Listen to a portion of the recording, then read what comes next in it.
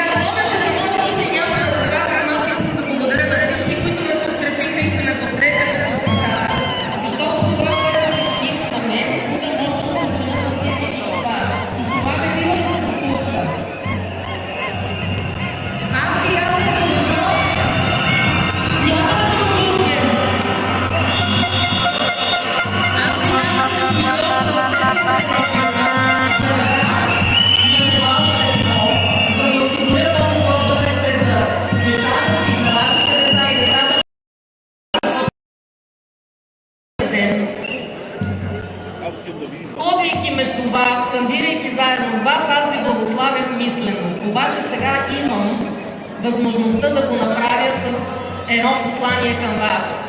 Нека да изметем всичко зло, нека да излекуваме язика на това общество, така лесно както се ми е мастилото, с което ми взеха пръстови отпечатъци за две експертни мнения. Успех на всички!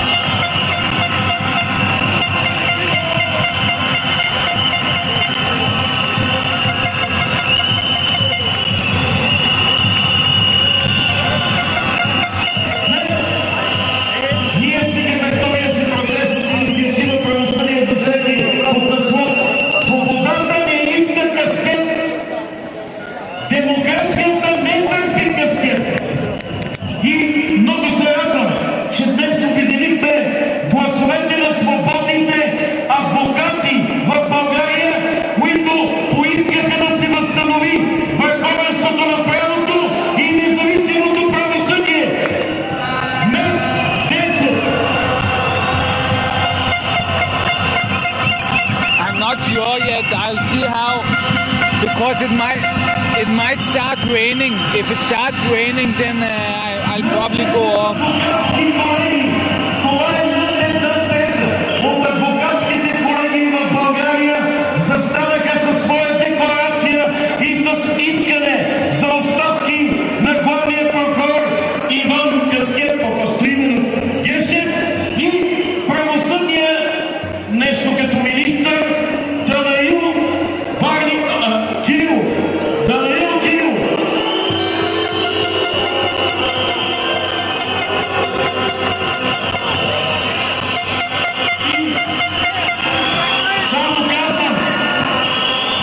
Това са Пловдивската адвокатска колегия, Бургаската, Старозагорската, Русенската, Благоевградската, колегиите в Смолян, Хасково, Кърджали, Видин, Враца, дано не изпуснат нещо, 11 адвокатски колеги.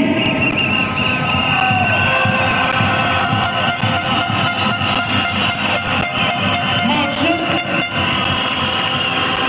Сега ще ви кажа кой мълчи. Мълчи Софийската адвокатска колегия, Софийския адвокатски съвет, защото тук е пълно. Има на 1000 души адвокати сигурно от София, но Софийския адвокатски съвет, в който има човек, съпруг на заместник главен прокурор, явно не допуска да вземе решение подобно на колегите си в страната и да защити правосъдието.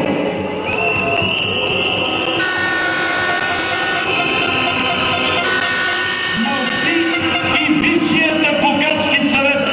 И може да ви кажем, така както трябва да се промени статуквото в прокуратурата, така трябва да се промени и ръководството на адвокатурата, за да спре да обслужва властта.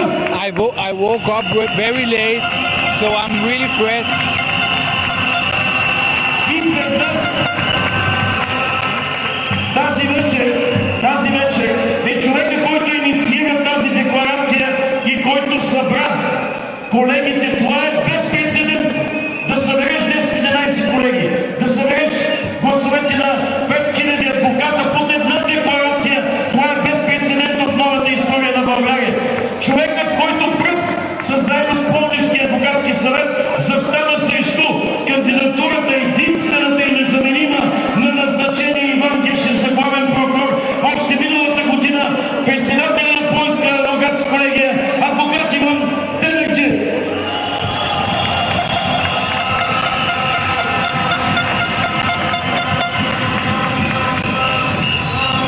Скъпи съграждани, много съм развълнуван и ще ви кажа защо. Днес се връщам към една безсънна нощ преди близо година, когато написах една позиция. Позицията беше срещу предопределения избор на господин Гешев за главен прокурор. За мое огромно очудване, адвокатския съвет на Пловдивската адвокатска колегия е подкрепи безрезервно. За тази позиция застанаха голяма част от адвокатите на България. И много се надявам тя да е запалила още тогава изкрицата, която днес роди този план. Скъпи съграждани, от доста време насам господин Гешев ви убеждава, че той е представител на легитимната власт, а вашето събиране и вашите протести, нашите It's власти. okay here. I think there's a little bit less people than yesterday.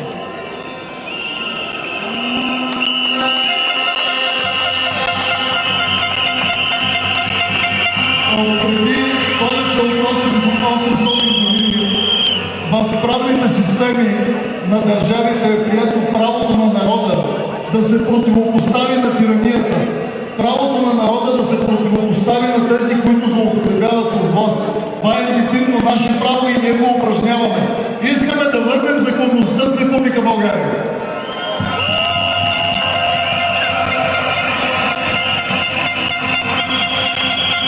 I don't know who is talking. И днес пред вас искам да изкажа огромната си благодарност на колегите от 10 адвокатски колеги, които подкрепиха тези искания, които подкрепиха борбата за законност и справедливост, и на хилядите български адвокати, които подкрепиха и ще подкрепят тази кауза. Ние сме с вас, дълбок поклон пред вас. Бог да пази България!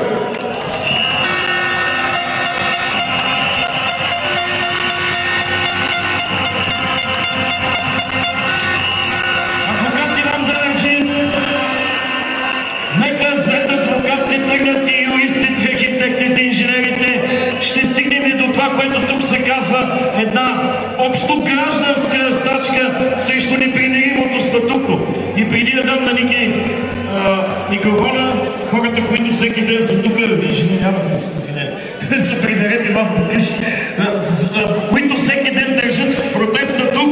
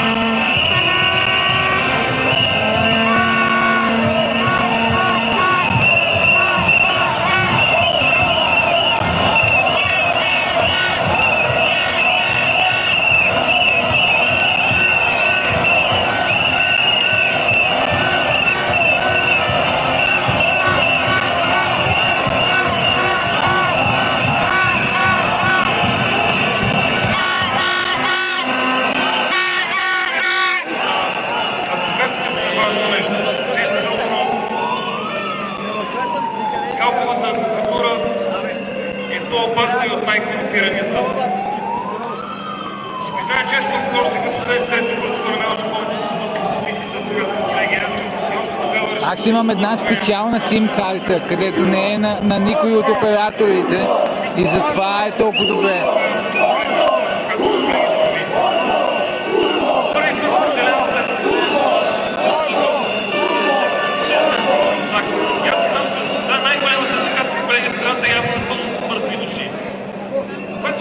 Те от БСТ ползват 4-5 сим-карти наведнъж, ама то толкова много хора има, че тук че интернета на всички от тях е много слаб. А аз ползвам не на операторите, а имам друг вид сим-карта.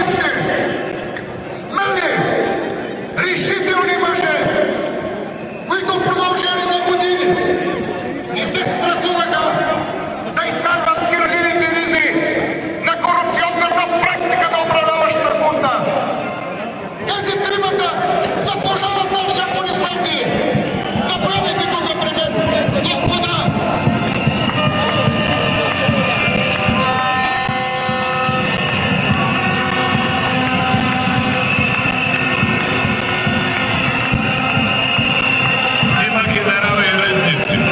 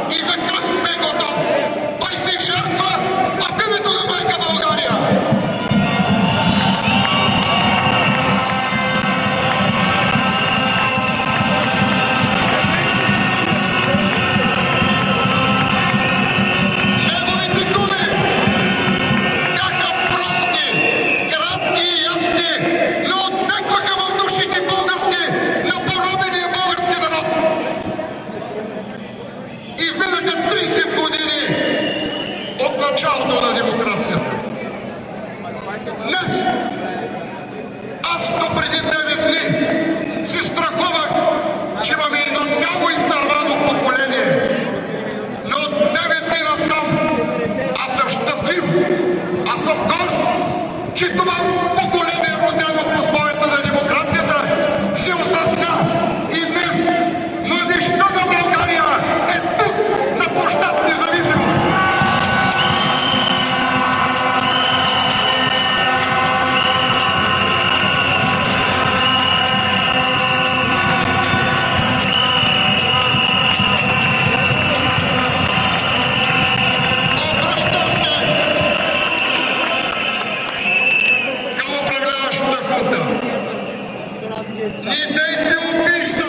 No, there is no strikes currently, so it's only protests. Идейте ги наричат глупи! Дай блато, тиня! Защото те ще ви измитат! Те ще определят съдбата и бъдещето на България! Българската младеж!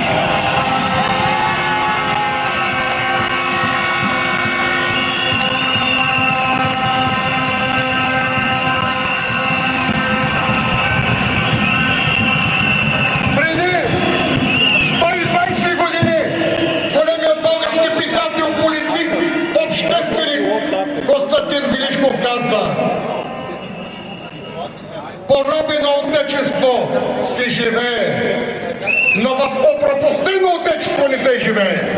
Ето днес, на 9-тия ден, аз ви заклевам, аз ви обръщам към всички вас, към целия български народ, в понеделник, във вторник, да обсъдим българския парламент и докато ни подадат оставка, да ни вземахнем оттам.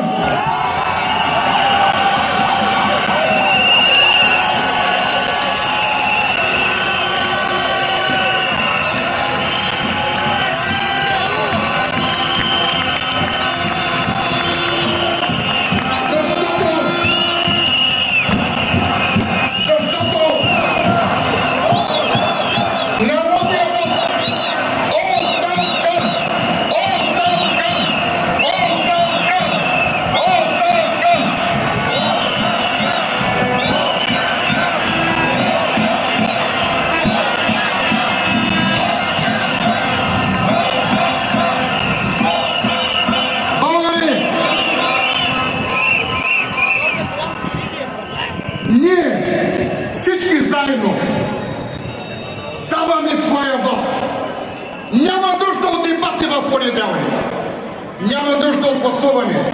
Има само една правилна крачка. А тя е и до банда, и до апелационна, и сега оставка!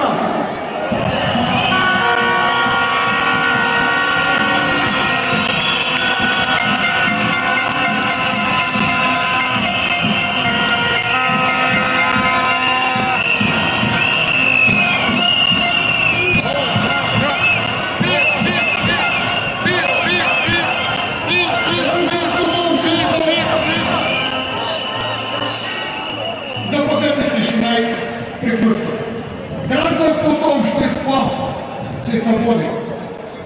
Демокрация означава пълна информираност на гражданското общество. Иначе е фарс, демагогия или дефикалите. Няма да търпим повече. Вие сте пълната съвест. Вие сте бъдещето на майка България. Слава величие на България! I have to go take a quick piss and we'll be right back.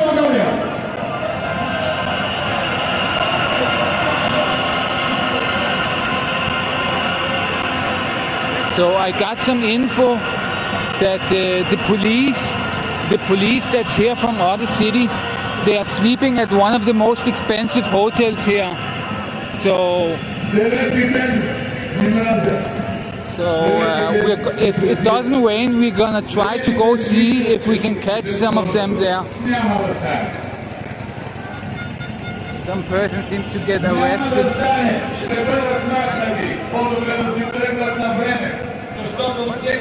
They're checking his bag.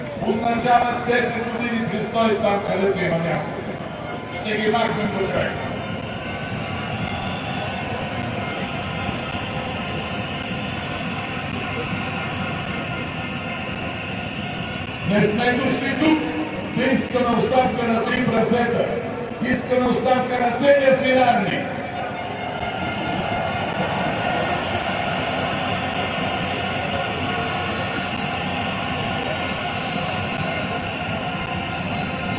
Arrested. И онзи с каскета, с махленски език, си позволява да каже, че вие сте платени. Този човек ще заслужи това, което го очаква. С Богом, Гешев! Мразен си!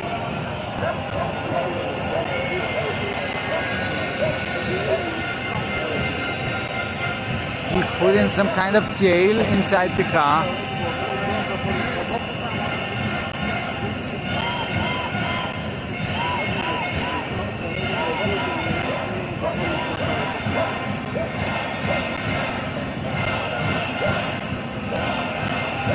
So it's some kind of mobile jail. They had a jail cell inside the car. Сигурно разбрахте как ви нарича, нали? Вие сте Тини. Така ли? Когато тази Тини се събуди изведнъж и ще ги залее и ще ги удуши от собствената си ударна мощ. Няма да остане.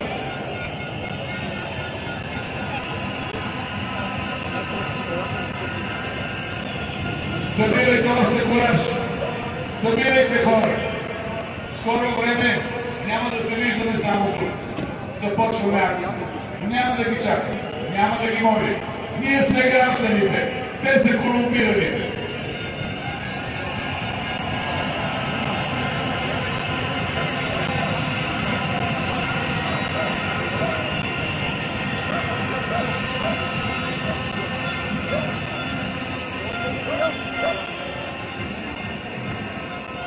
Добър вечер, Ефрем. Едно кратко служение за стилите. Утре къде заради апостола, къде заради шопката, започвам от 19 часа. They found something in his bag, I think. И за цялата нощ. Не само когато сме на площада. They are checking his bag again now. Провесете от балконите си, от прозорците си флагове на България и надписи оставка, за да знаят какво искаме от тях денонощно.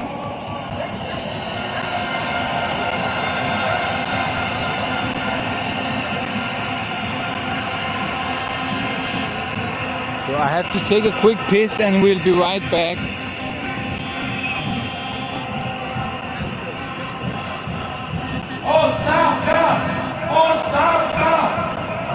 So I think the police, they are checking people. If they see someone with bags, they're gonna catch them before they go into the demonstration and check their bags. And I have a bag too, but you know, they're afraid of the camera. They're very afraid of the camera, so they're not fucking around with you if you have a serious camera.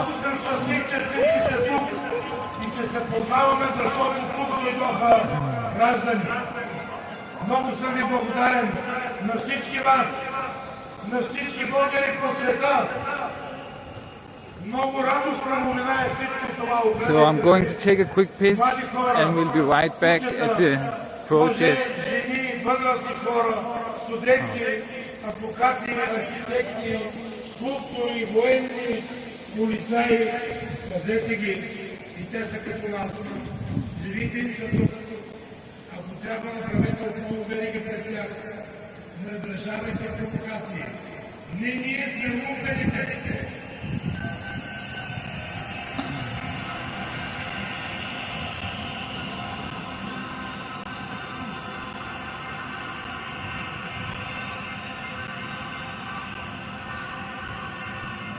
And the police are here, so I have a hard time pissing here.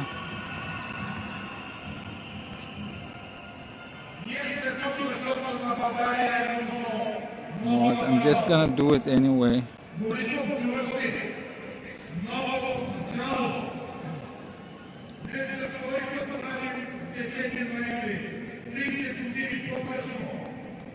Защото тогава рухна Берлинската стена, а сега ще рухне стената между вас във властта, убити като светите черва, и между нас гражданите. И ние идваме да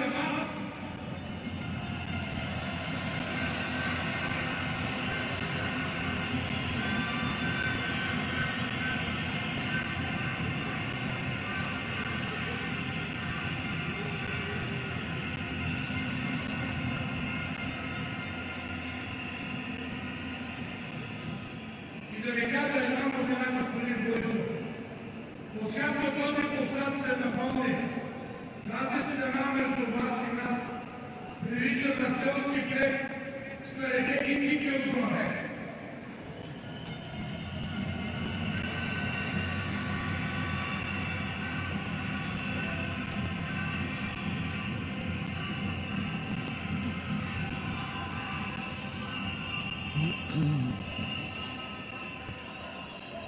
Всеки ден ще сте тук и накрая ще там прекрасна тикля. Ще ни е просто известно и ще сте усмихнати, а не агресивни. Police just went by me while I pissed and looked at my camera a lot. They're really scared of the camera, you know, because it looks very professional, my camera. So when they see it, they stay away from me.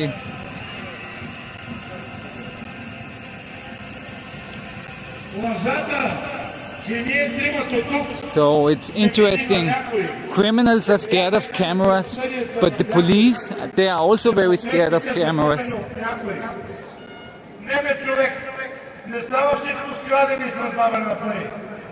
Не е като при теб. Това е разликата.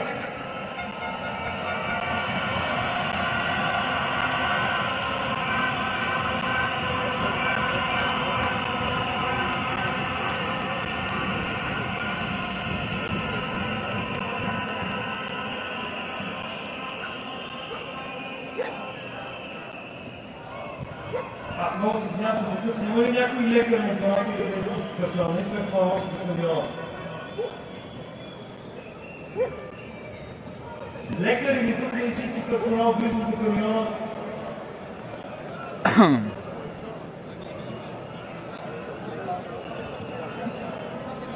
Благодаря. That's pretty funny, Raul.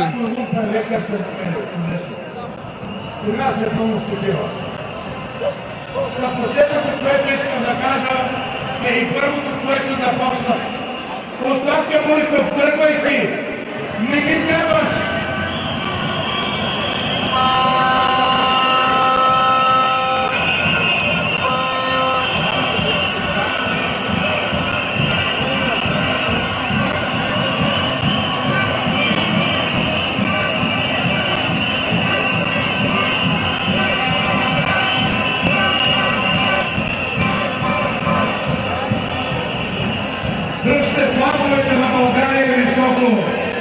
I can try, but I don't know where he is exactly.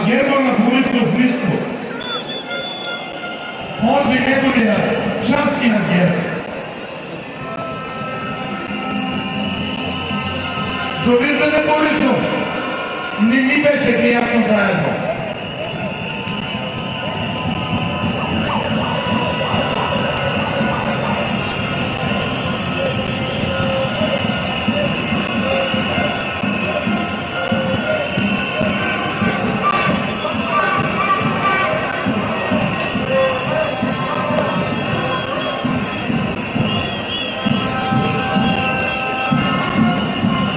The chat because the YouTube sound sometimes go out of sync, so I can re-upload it from Twitch, because on Twitch there's no problem.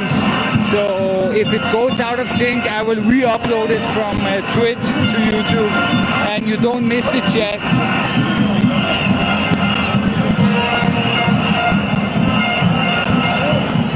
Повечето от вас вероятно са чували, както се казва, че ако народът ми е стадо, предпочитам да съм марсианец. Най-накрая доживях да се гордея с това, че съм български гражданин, а не марсианец. И всичко това е благодарение на вас, на всеки един от вас, които сме тук девети ден на площада.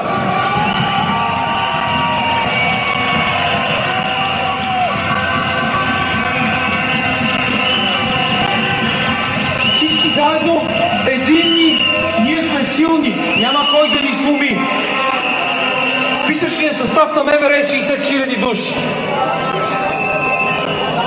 И те, повярвайте ми, далеч не изглеждат като робокоп, като тези тук. Не. Могат ли да набият всички нас? 5 милиона български граждани. Могат ли да задържат всички нас? Прибирайки един от нас, прибират всички нас. Ако не буквално, то прибират душите ни, защото доскоро, до преди 9 дни, нас ни беше страх. Вече не ни е страх. Сега сме бести, искаме да заявим, че повече няма да търпим. И вече няма да ни е страх. Чакаме ви утре отново, в неделя отново. И в понеделник и всеки следващ ден заключваме цялата страна до пълно постигане на поставянето от нас 3 основни цели.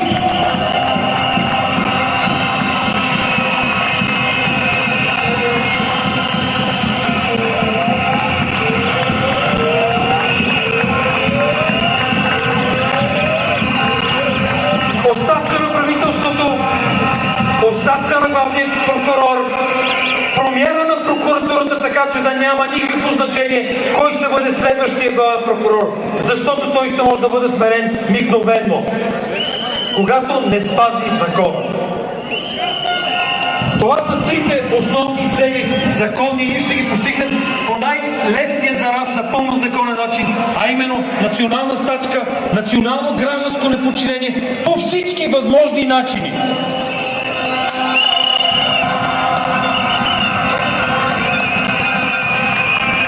Мирен начин, умен начин.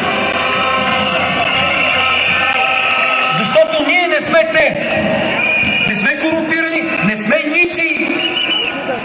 И ние не сме те. Няма и да бъдем никога. След като приключим с това, ще хванем държавата в собствените си ръце, ще изградим от нула на ново, по нов начин, с нови правила и с нови хора. Най-накрая ще имаме не само свобода, ще имаме демокрация и правосъдие, което означава еднакво приложение на закона спрямо всички. Редник, генерал, премиер, всички. Еднакво приложение на закона.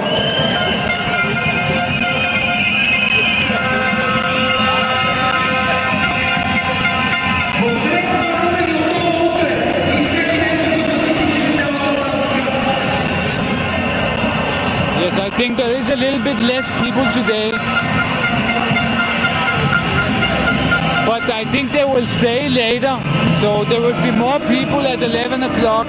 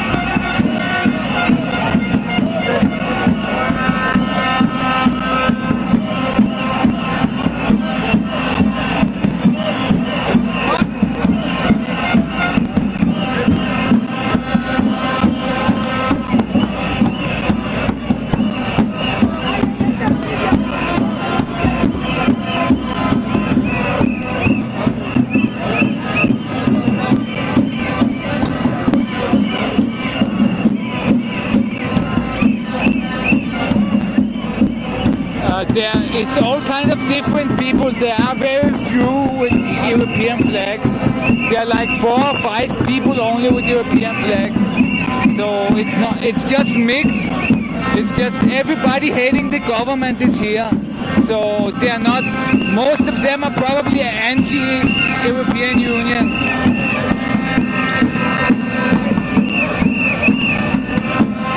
Some are Russian supporters, some are not. It's just mixed.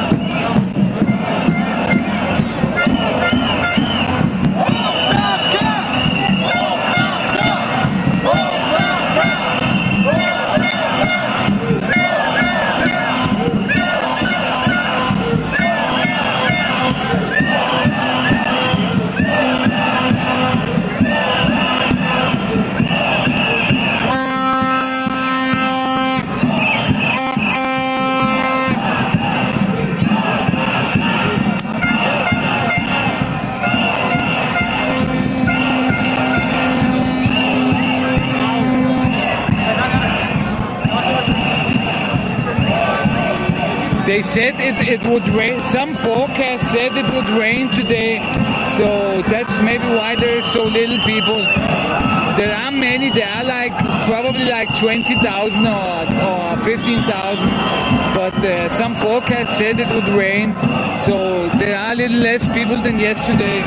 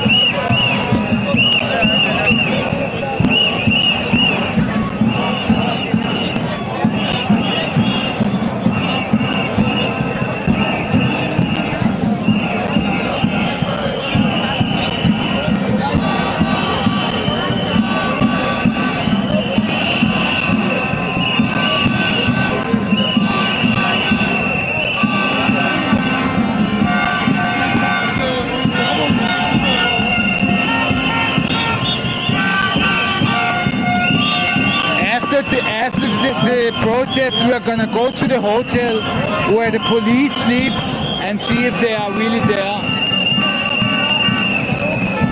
They sleep at a 5-star hotel. The cops that are here from other cities, someone told me that they are at a hotel, a 5-star hotel. So we're gonna try to go there and see.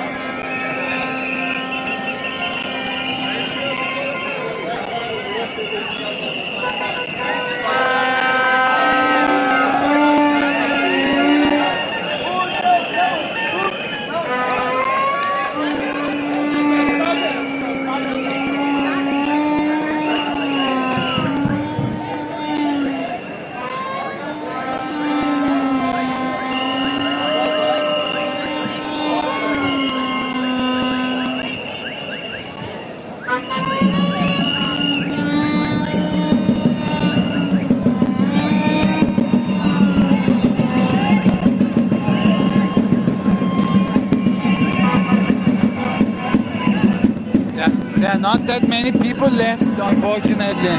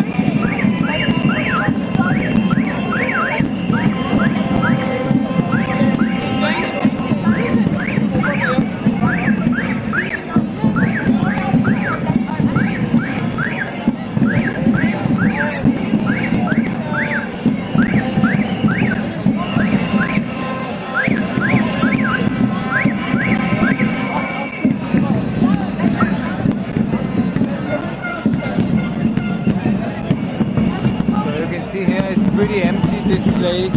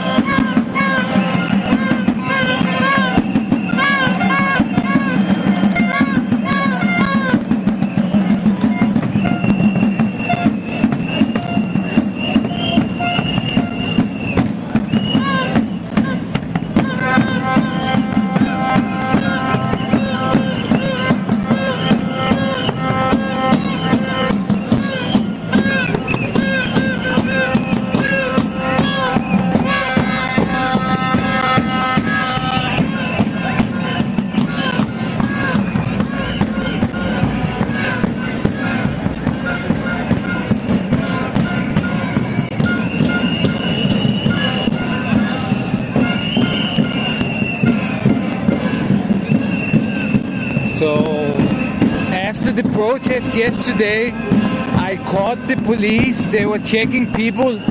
They were recording everybody that was leaving in groups. They were recording over here. They were catching people when there were not so many, and they were taking everybody's names and addresses.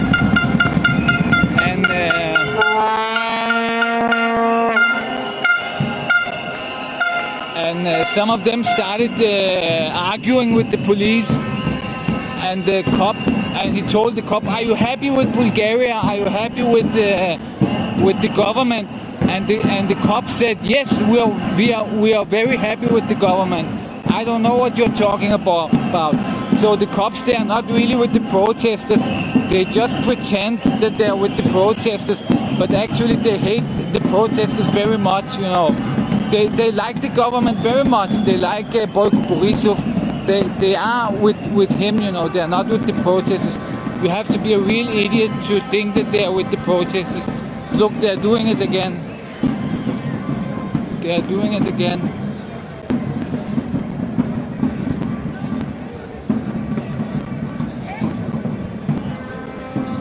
they're stopping people that go in groups and checking their names and recording them with cameras.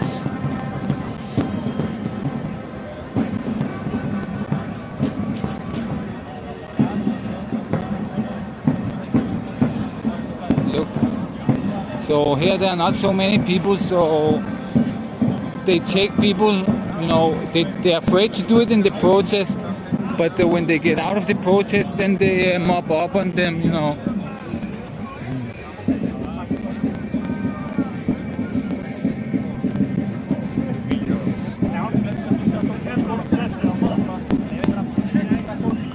So everybody that comes in groups, you know, they take their addresses and they write them down.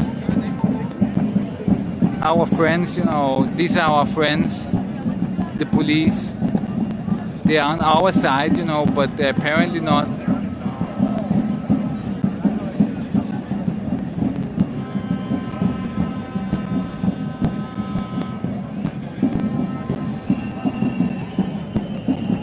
So yesterday they left when I filmed them. They left, you know.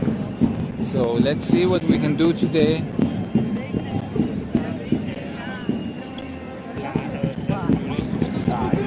They're checking everybody's addresses.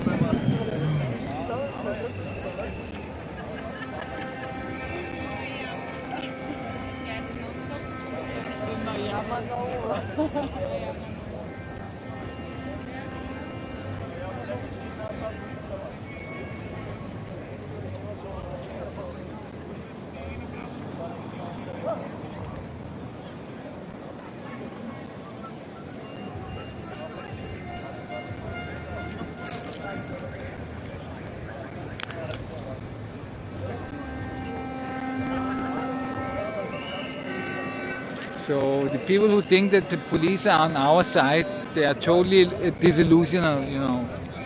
They are not on our side at all, you know. They are part of the government. They love Boyko Borisov.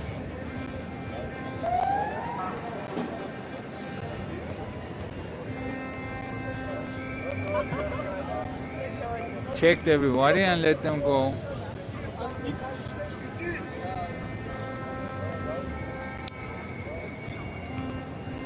But they're not checking me because I have a camera, so you know, they're afraid.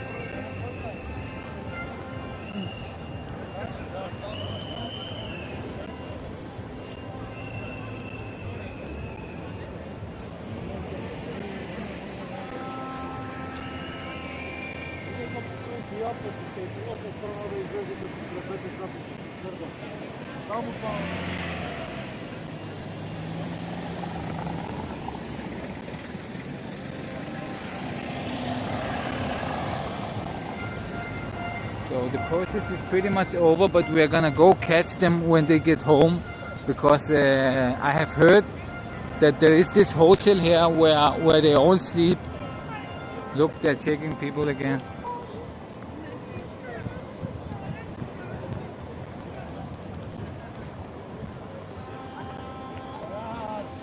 So it doesn't seem like they're on our side, as you can see.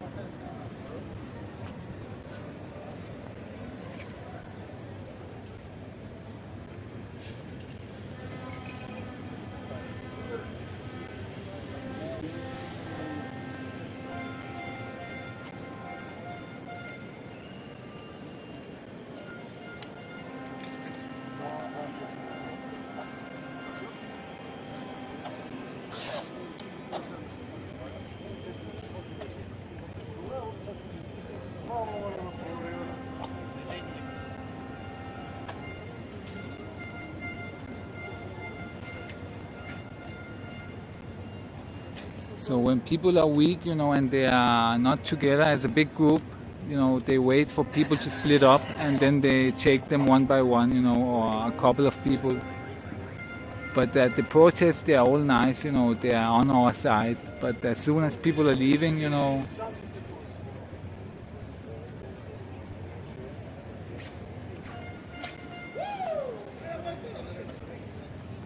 but it's gonna rain the next 2 days, so it's probably not gonna be very big, the protest.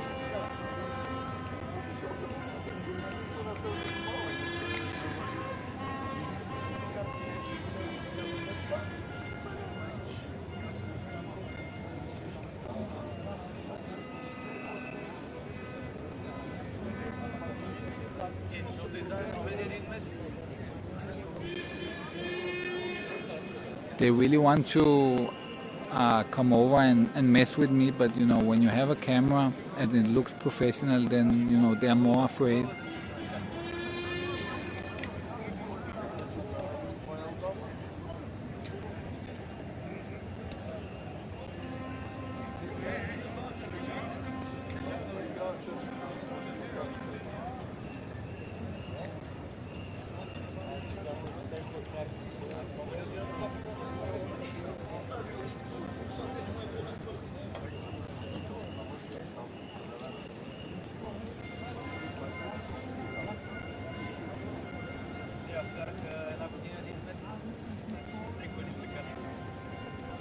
His personal document has run out, so here in Bulgaria you have to renew your personal document, your ID card. If it's run out, then they can arrest you.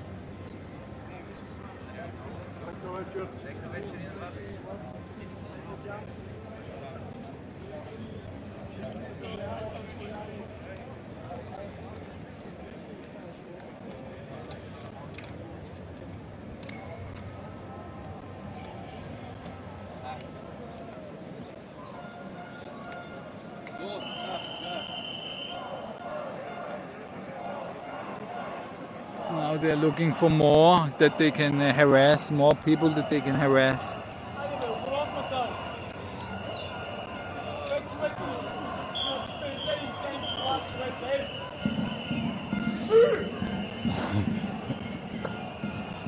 But it's not really that interesting. They're just gonna keep on catching people when they come out of the demonstration in groups of more than one person. Then they're gonna check them. But we're gonna go to their hotel and catch them there. So I have heard information where they are located, where they are keeping these police. I just have to take a quick piss. So they're keeping them at a 5-star hotel. And we're gonna go there now and try to catch them.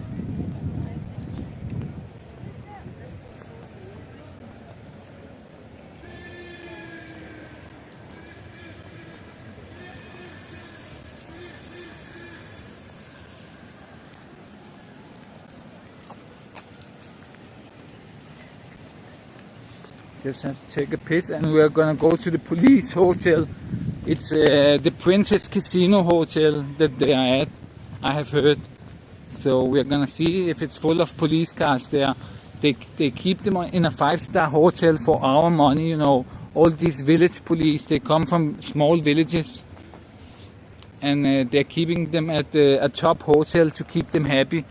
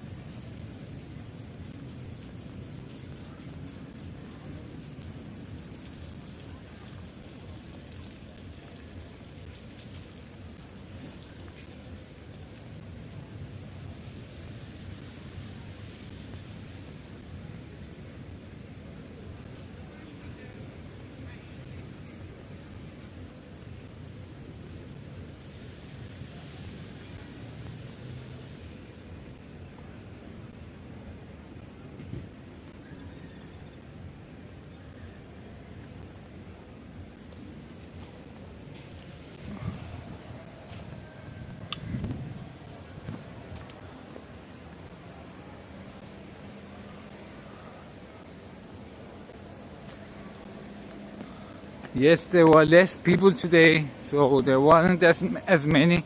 I think it's because some weather forecast said that it would rain today. So when it rains, people, they stay home.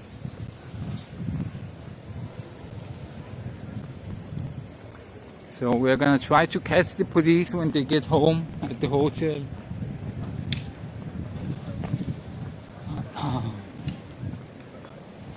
It's a very nice hotel.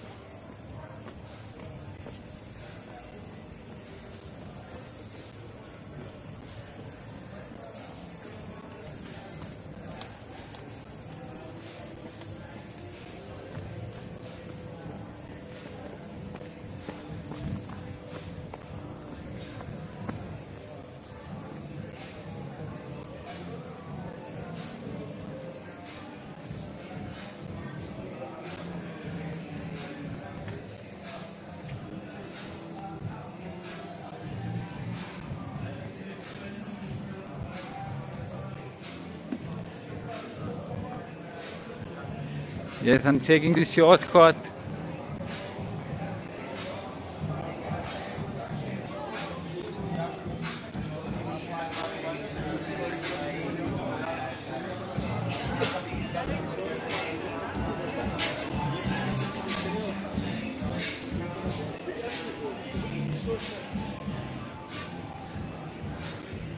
So, which way is the quickest to get to the Princess Casino?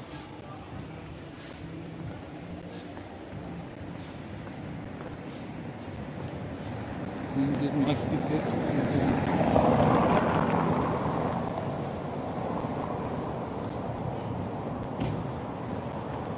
We're gonna see where the police lives. The village police.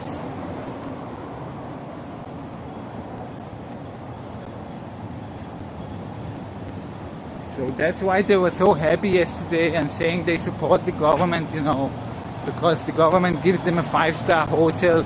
So they think they are the big thing now, they sleep in a 5-star hotel and they think the government is really good to them.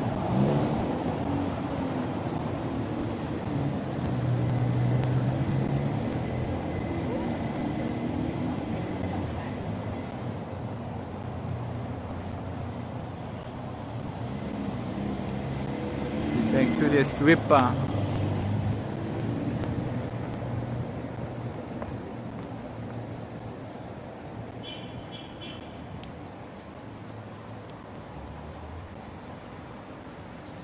So that's why they were turning left here the other day.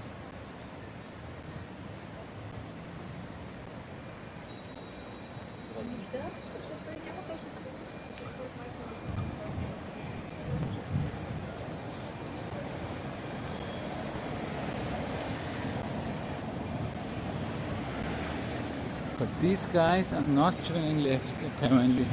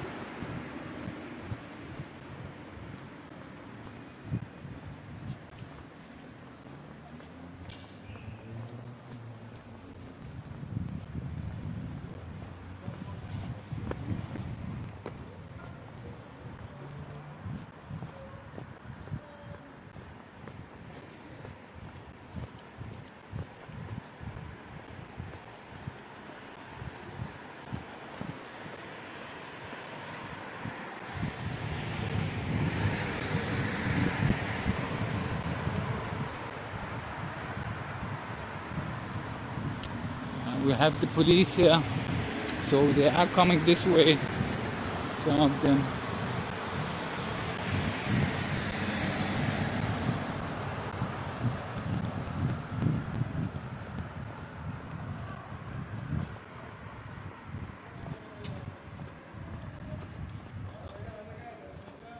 Look, they're shopping here.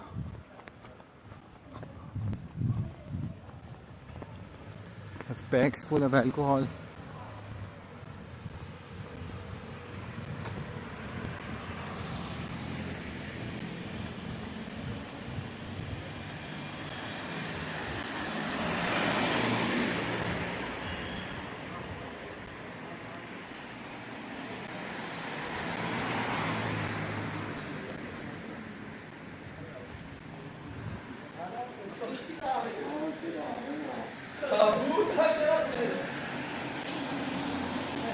Lol.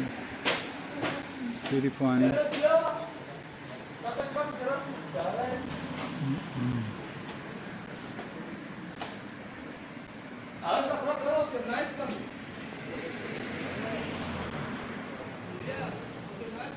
But I know where they live, so we're gonna go there.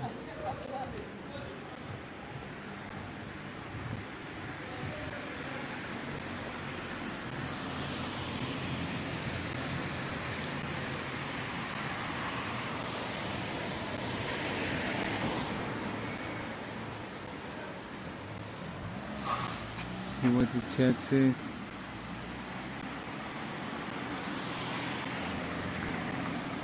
So they're buying cheap fruits and things. There's this place here, apparently it's open at night, that sells groceries, and it was full of police, and it's pretty close to where they live, you know.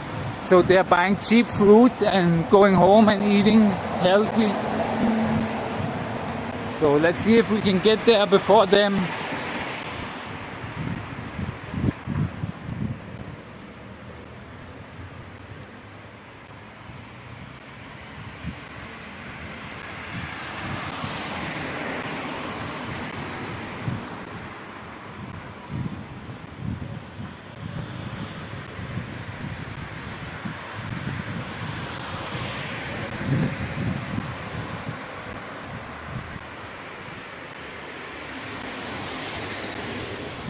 So this place is not so safe at night, you know, because there are a lot of drug addicts here, so I hope I don't get robbed or something.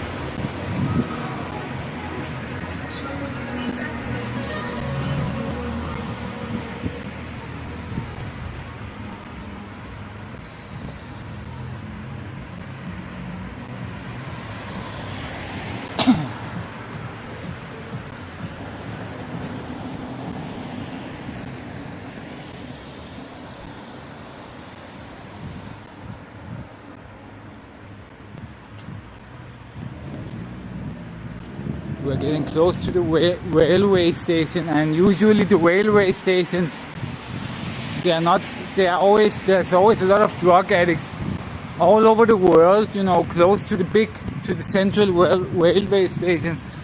There are always a lot of drug.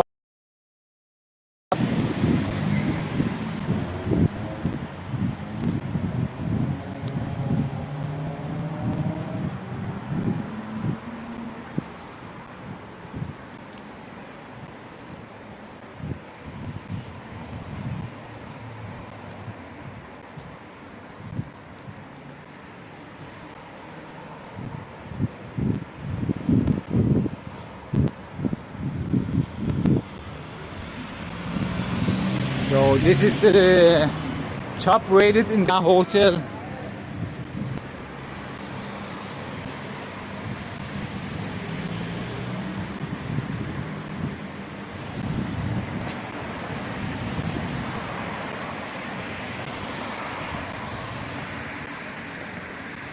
So we're at Boulevard Slivnica.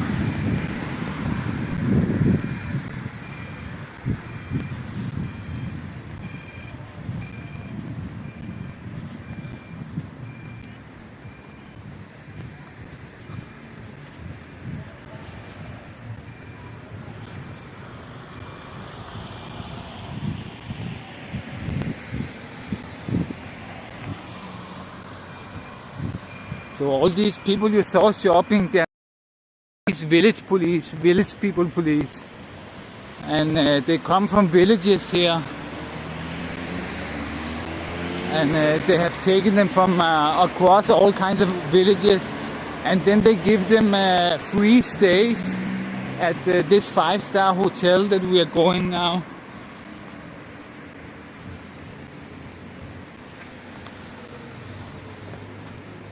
And of course, you are paying for that. The internet connection is dropping a little bit out. I hope it's not too bad. If the connection drops, I will restart it with another internet. So if it drops, then just wait a couple of minutes and then I will restart the stream.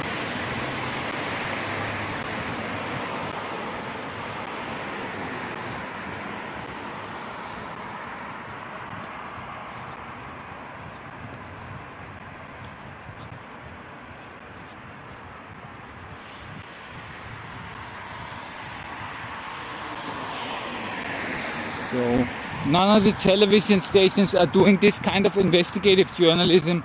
You will only find it here at Crazy Bulgarian. So remember to subscribe to my channel.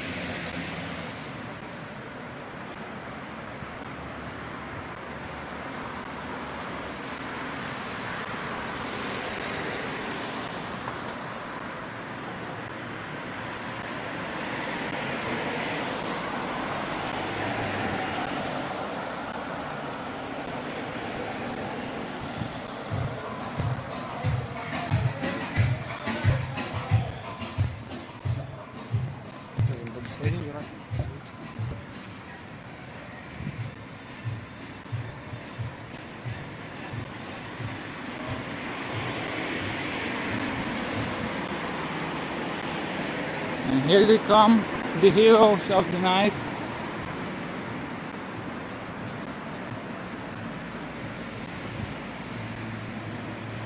Yes, they are going that way.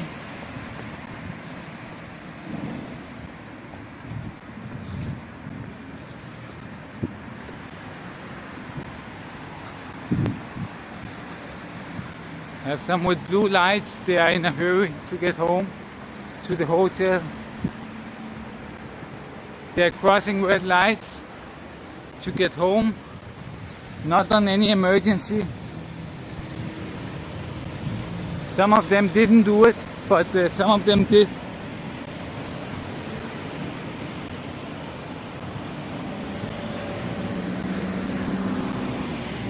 And there is their hotel.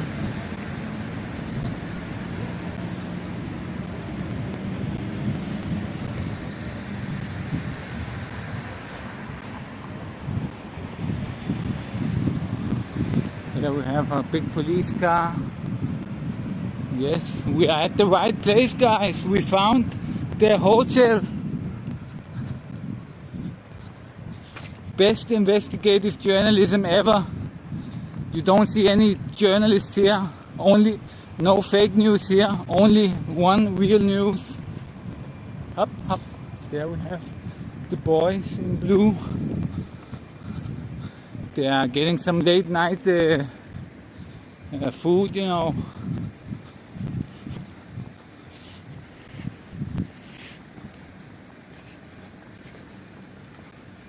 Yes, we have them, guys. We caught them.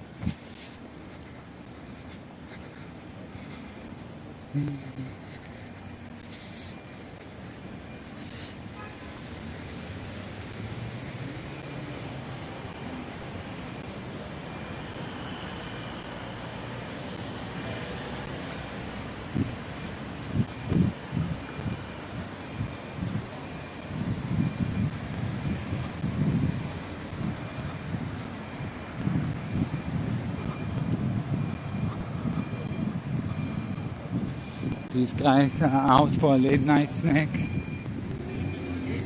After 1 day of hard work, you know, you have to get something to eat.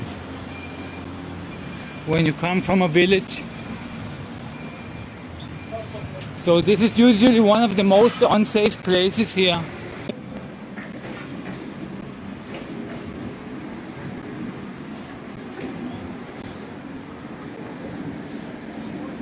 Full of police.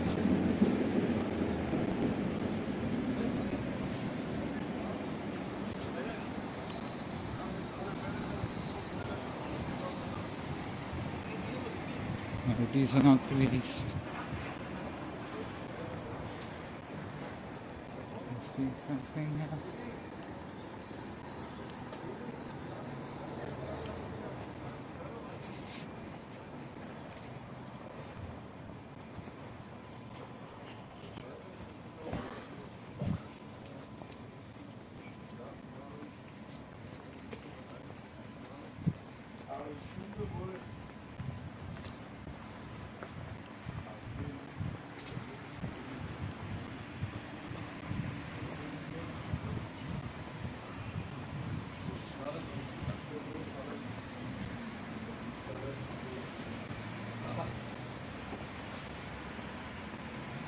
Aha.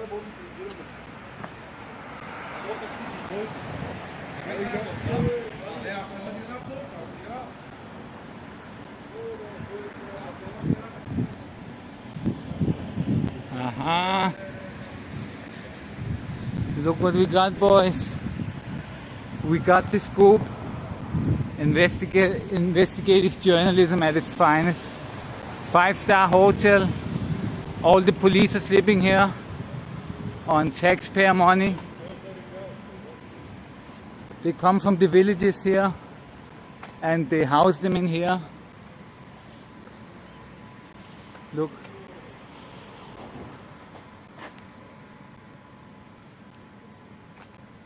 So welcome to the Ramadan, full of police today and yesterday.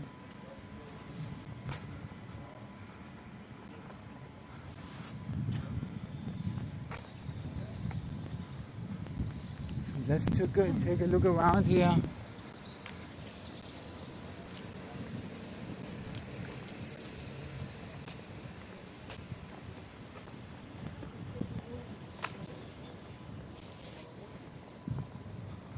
If we can find some bigger cars. They have an inside parking here, but you know, they don't have room for all the cars.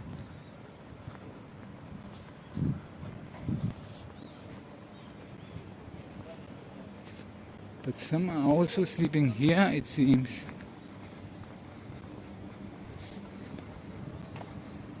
In the police precinct.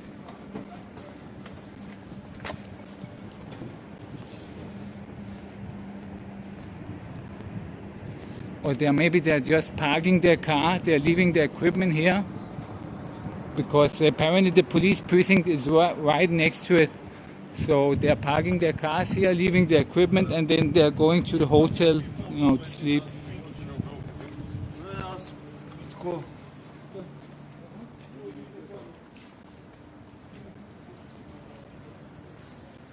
No, I'm not going to the train station. I'm going to the hotel here to see everybody.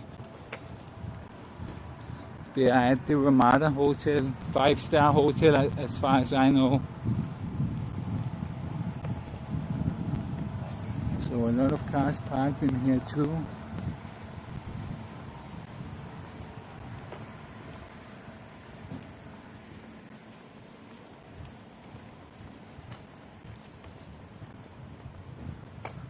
So that's what we are paying for, the taxpayers, 5-star hotel for village police to come here. They are very happy. They have never seen such a hotel in their life, you know. They have never imagined to ever sleep in such a hotel because they get a very low salary.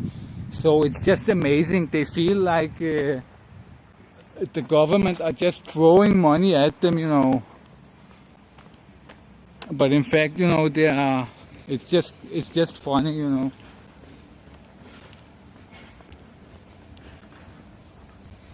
Let's go back here and see when the other guys come.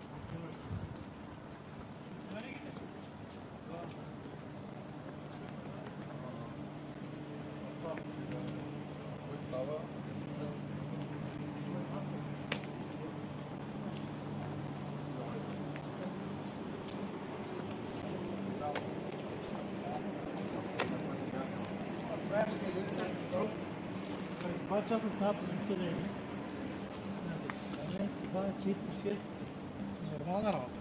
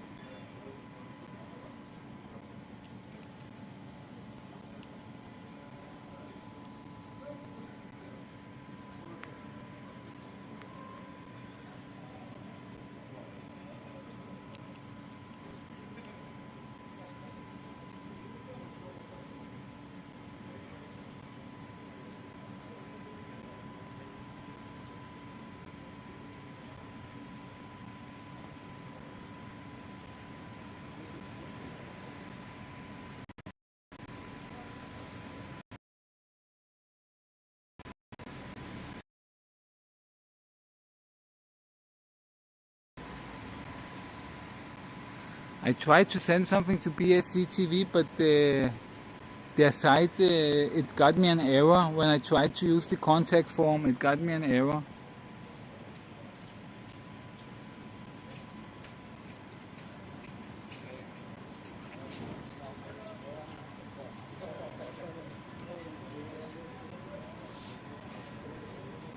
It's pretty funny.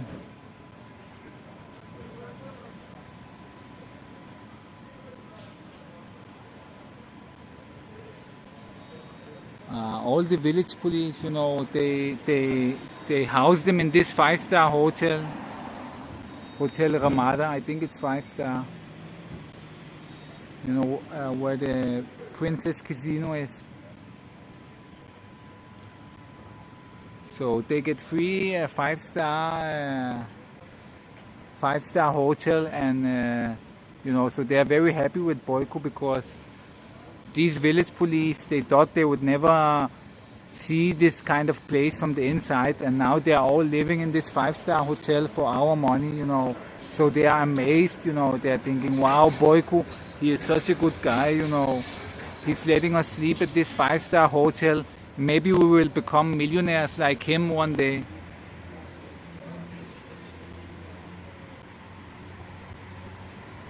So police have totally taken over here. Here we have some other ones.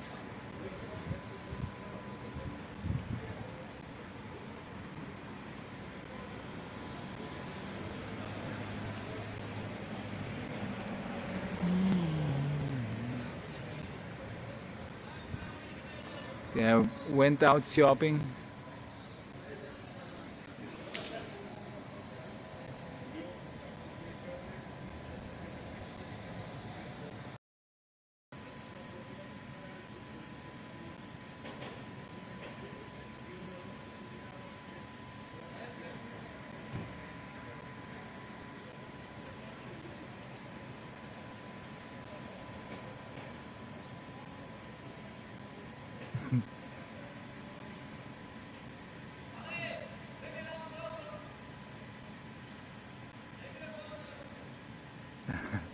I don't think they get that large presents. I think Boyko will keep the gold for himself, you know. He's not an idiot.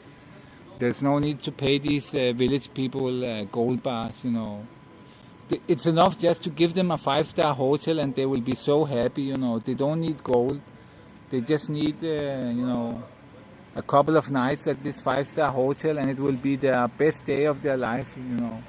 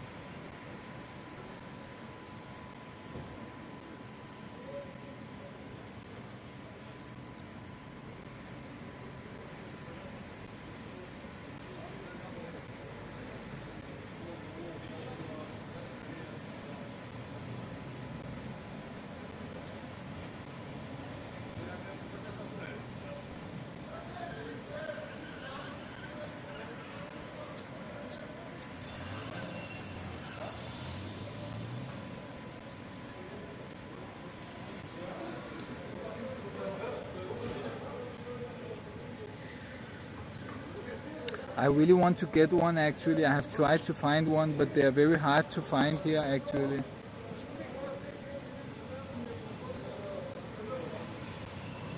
A couple of them just passed me, you know, but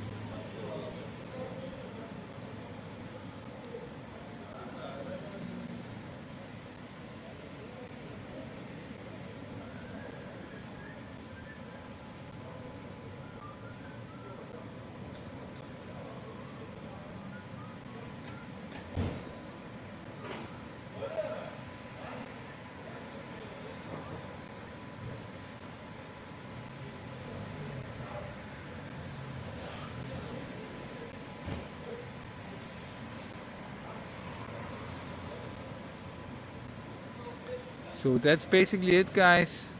It's pretty interesting.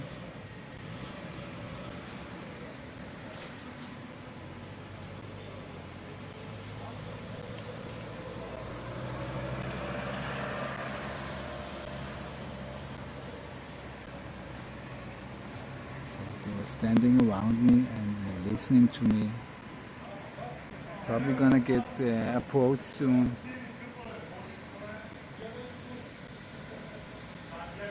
So I was just pretending I was filming myself, you know.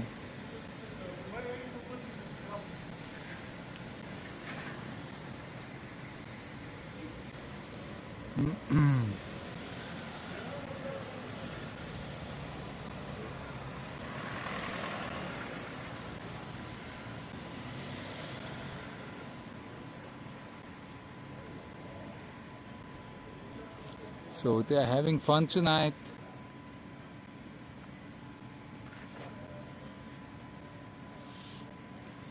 Free 5-star hotel with all the amenities.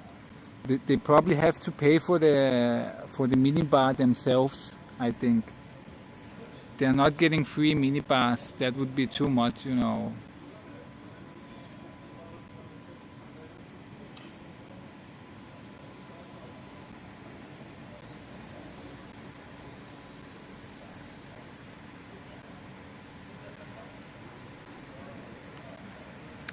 So in the start, I think they brought them home every day, and they can do it, you know, but the police get mad when they have to travel all the time. So Boyko thought, you know, instead of paying them extra, I'm just gonna give them a few nights here at the hotel, and they're gonna be very, very, very happy. And as we saw yesterday, you know, they are very happy about it.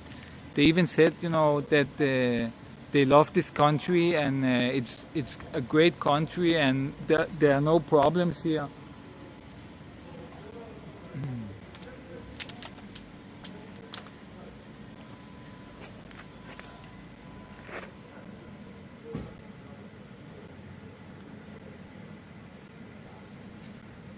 Of course, they don't have food they carry cheap food from the supermarket. Do you think the minibar is free or what? Somebody has to pay for it, you know.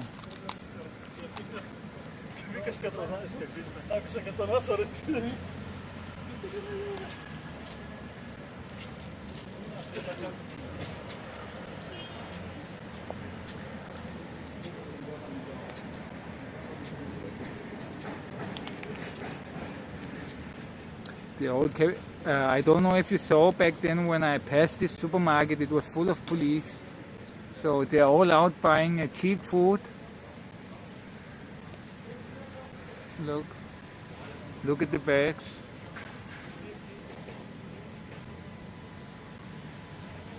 From that supermarket, I saw them all shopping there.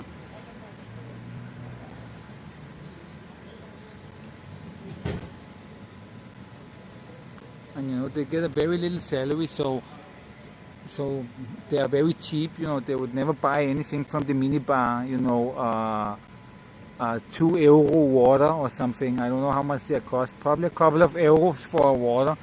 So they are very cheap, these village police, you know. They have a very low salary, and they have a very cheap mindset, so they are not buying anything from the minibar.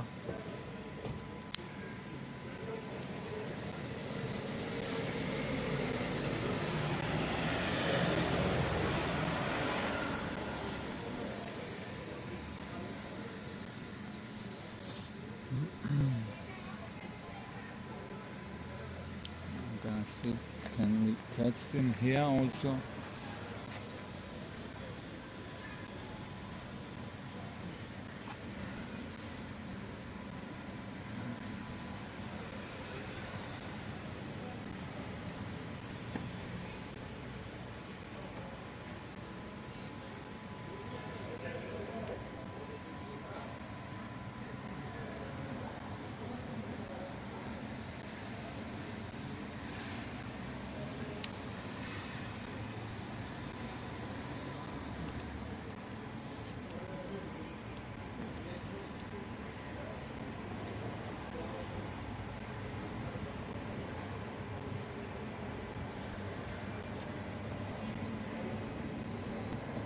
I think some of them have have changed clothes maybe, and they are going out to see the city. Many of them, it's probably their first time they have ever been in Sofia. They go up, take a bath maybe, change clothes and go around to see Sofia, maybe get some lady.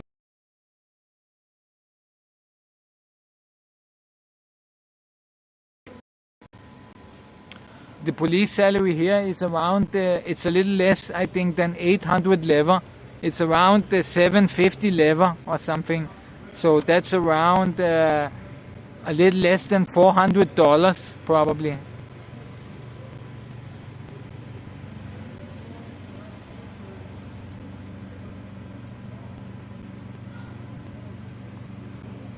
And it's pretty funny, you know, because I have seen when the police they look for someone, you know, they look for someone. I saw last time in the police group in Facebook, they were looking for some special. They had a whole lot of requirements, you know, very many requirements, and writing, yes, I want to. And one guy asked, so what is the salary for this special position? And they said, you know, they actually answered him, the salary is 750 lever a month. And they have all these requirements, you know, but the salary is 750 lever a month. So they all have bags, you know, to get cheap food.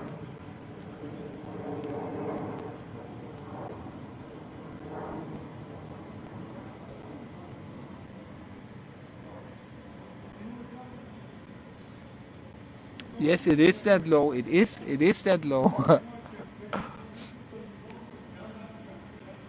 It's not $500. It's not $500. It's less than 800 lever. I'm not shitting you.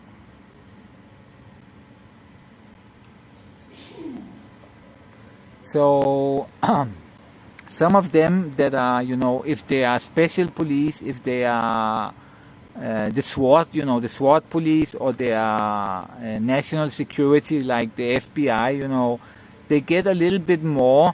But the normal police that are, even if they are street police or if they are desk police, you know, if they are these kind of investigators also get that salary. They all get that salary around 800 lever, a little less than 800 lever. It depends a little bit how many years you have been, you know, so you get a couple of lever more for each year you have been. So I think they start around 740 or 50, and for each year they get 1-2 lever more. So when they have been, you know, they get almost 800 lever.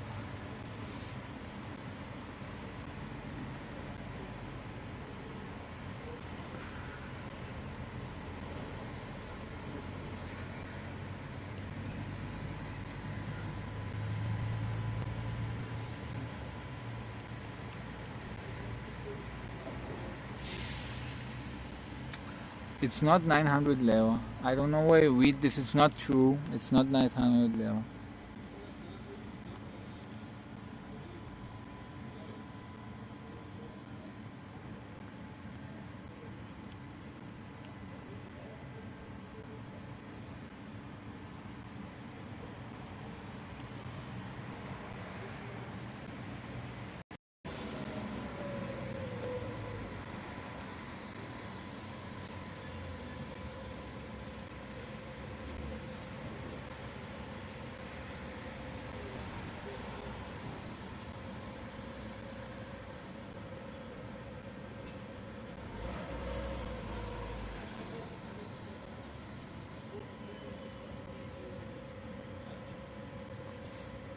It was pretty funny. Right before this, we passed the supermarket that had opened 24 hours, and it was full of police in there. Everybody is shopping and coming out with bags of cheap food and things like that.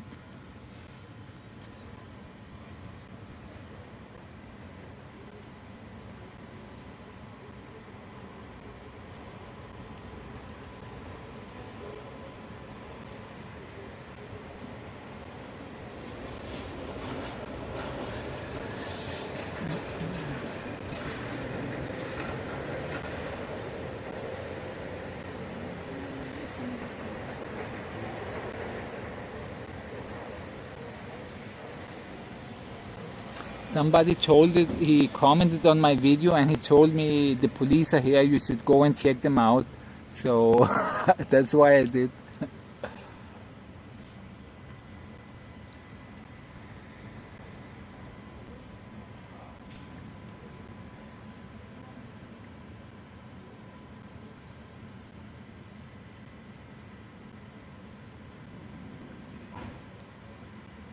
Yes, it's IP2 hotel.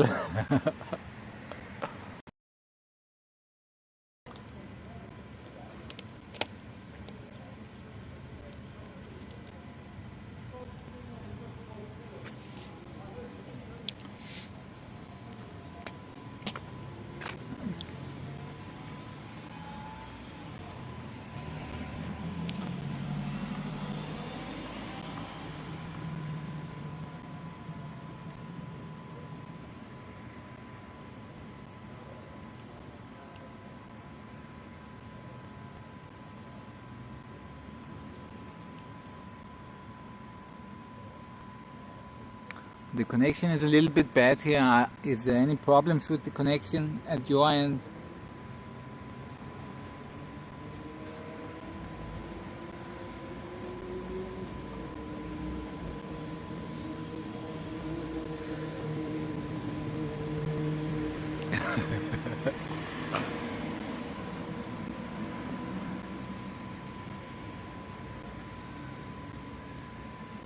No, of course I don't speak English, but there are people here. That's why I'm speaking English, so everybody can understand what is going on. I can speak Bulgarian too, of course.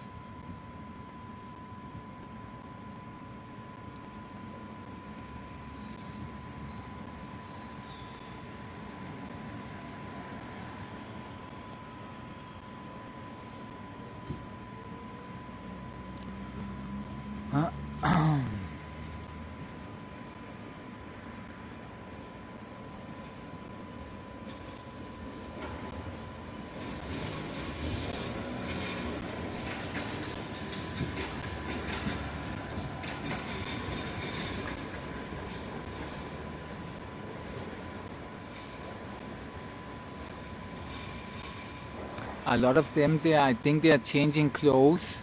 They are going up, taking a bath, changing clothes, and they are going out to see Sofia, because many of them, you know, they are from the villages, so they have never seen Sofia. So they want to explore the city now when they get free hotels, and they are very happy with Boyko, you know, because he gave them this free 4-star hotel.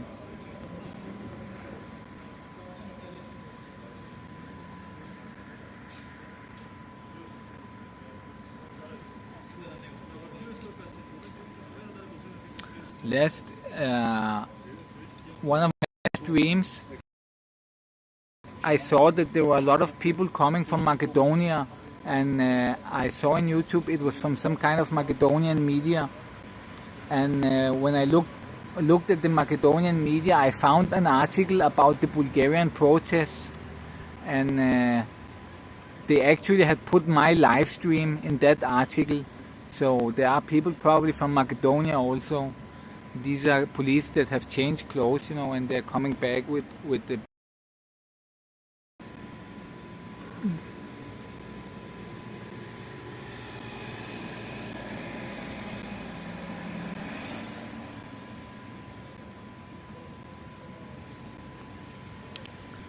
Yeah, but I don't know if this is interesting anymore. I think we got the footage that we wanted.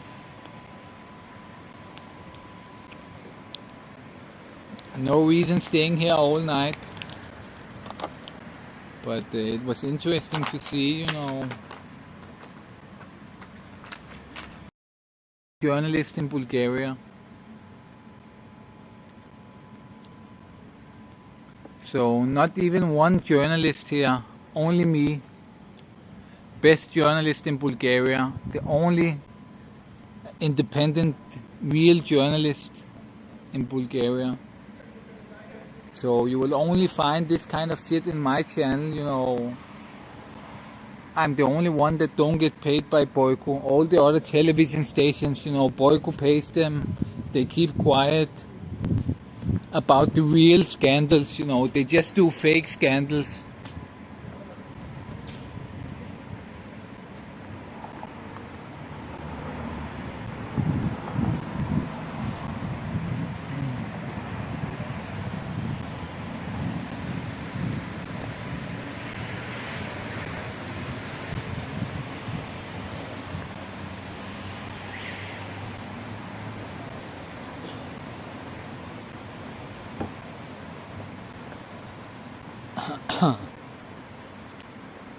Maybe I should try to send this to BSC TV, but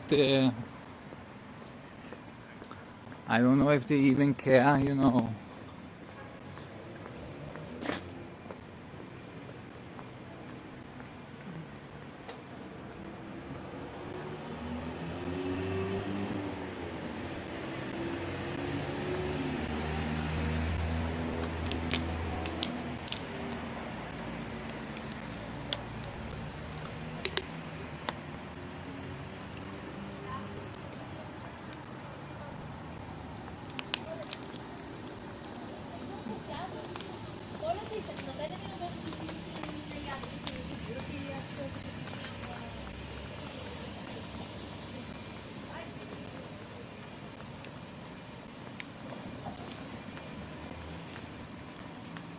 These are some civil police too, you know, they're coming with the bags.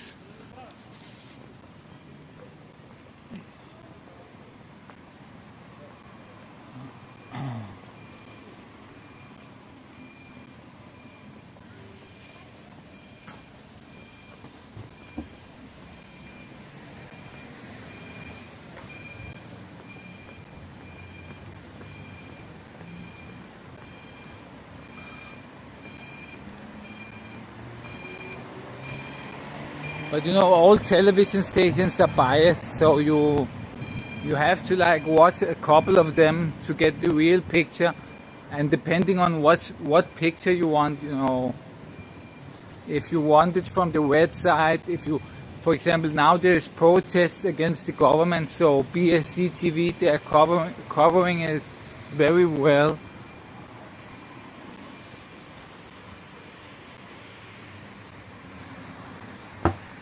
They are going all in to cover it.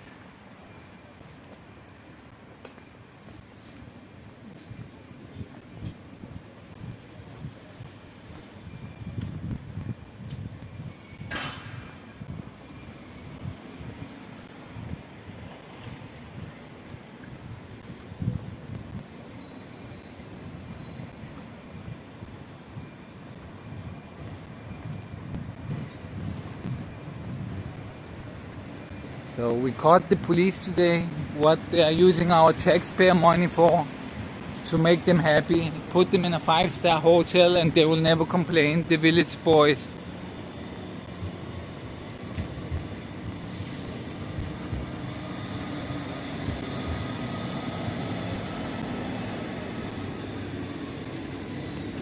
And I'm sorry if I'm offending some of you by calling people village boys. But you know, I am a big city person, also in Denmark. I lived in Copenhagen, so I always lived in the capital. So I'm a capital person.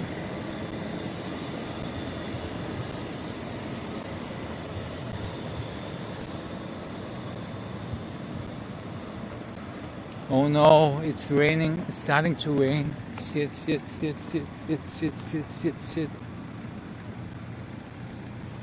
What are we going to do?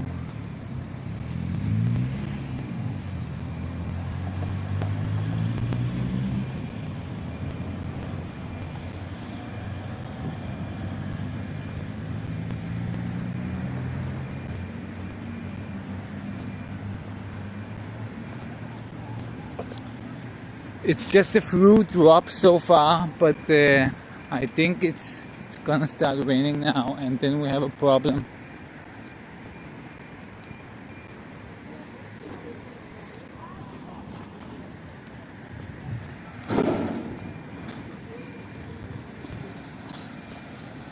because my equipment can't handle rain.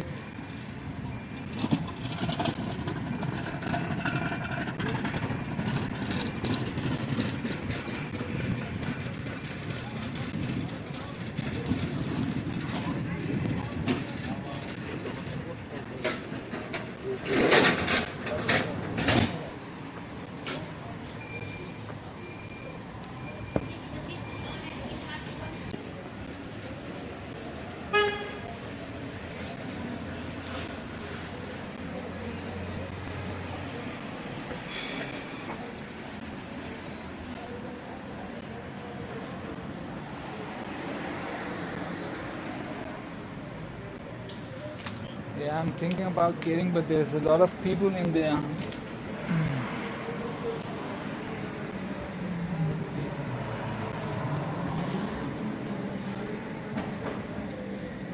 There's also something there, but there's a lot of people lined up.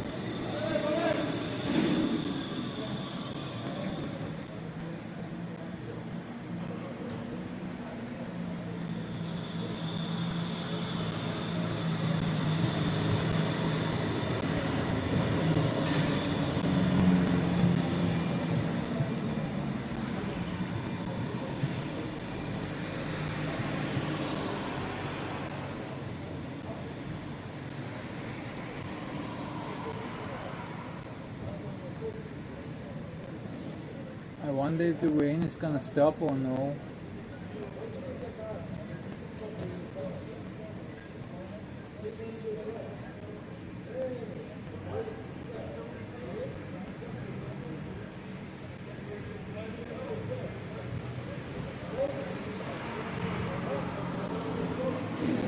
Yeah, the problem is just if it starts raining, my gimbal is not watertight and my phones are not really watertight. They can handle a little bit, drops, but they cannot handle rain, and the gimbal cannot handle water at all. So I'm just waiting a couple of minutes to see if it goes up or it stops raining again. Because I was feeling more and more drops coming down, but I think it might just be a couple of drops and then it's gonna stop probably.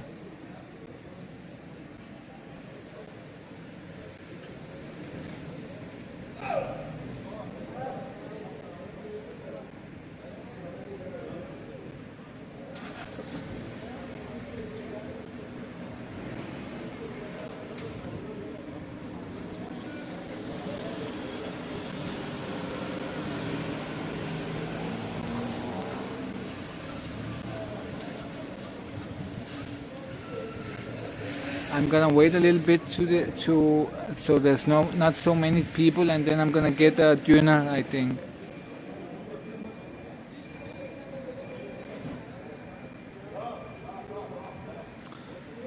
Let me just smoke a smoke.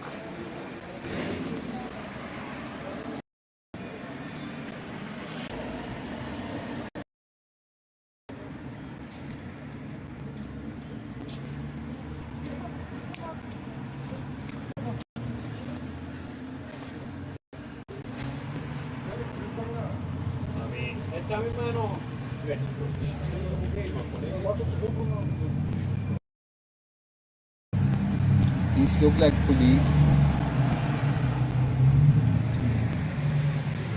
A little bit.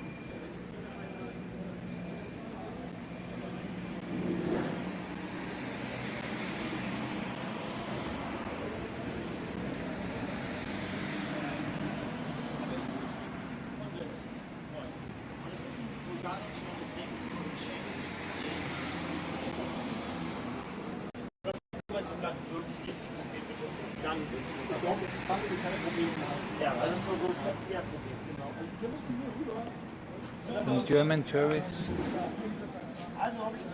Hab mich gefreut, ja, ey. Chatten, ja?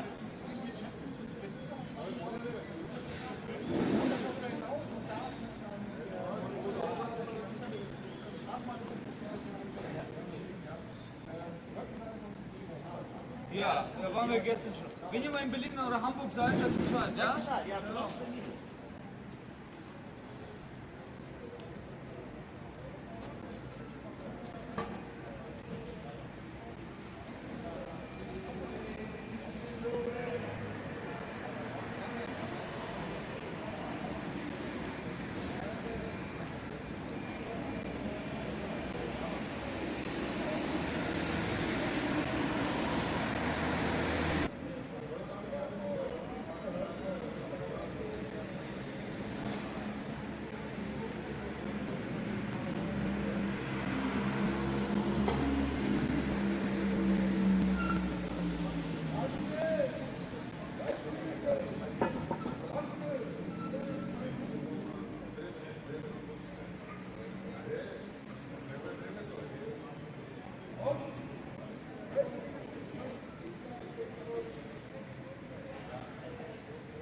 I think I'm gonna get a tuna.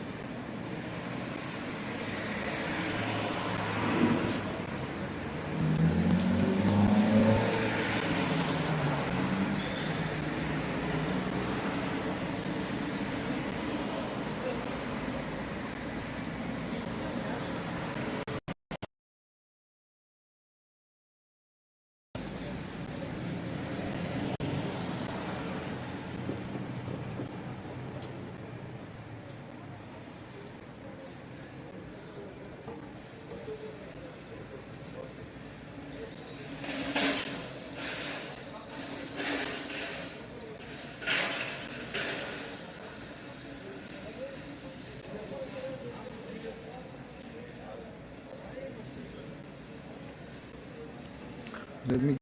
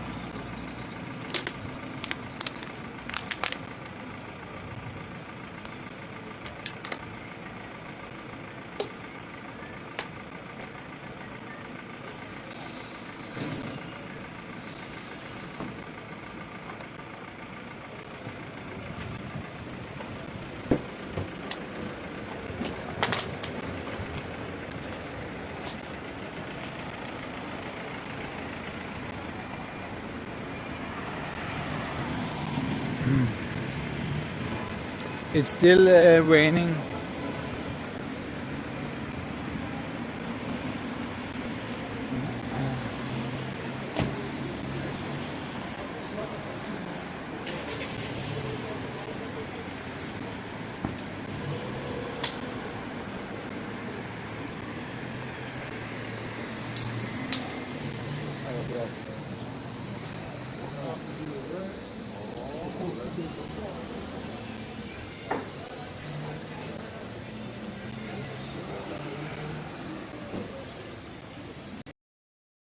Един голям телески.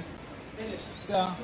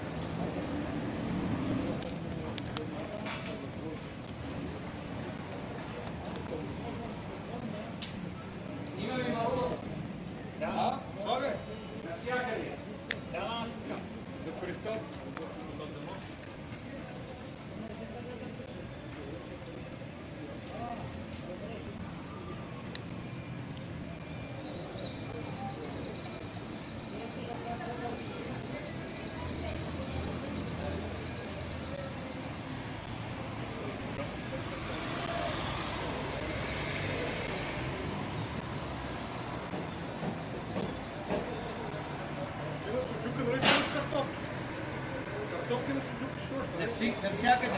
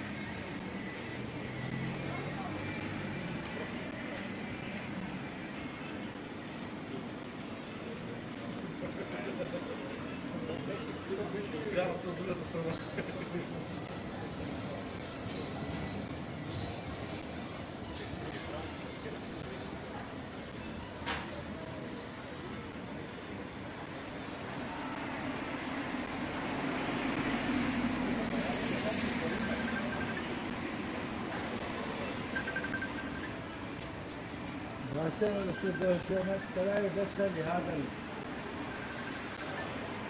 تعرف شو بتحط على اللحمة بس ما حط هاي عقلي كاس ولا ناس ولا هيك بس الصوص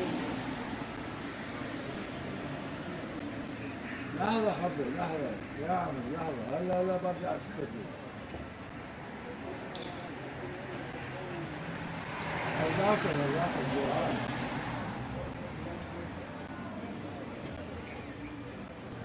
جنبه حرق بدي احكي خليجي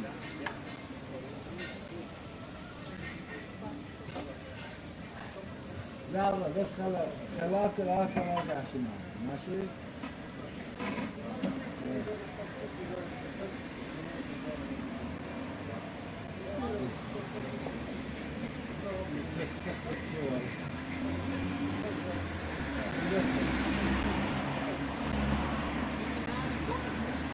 بس اكل راجع تسوي ماشي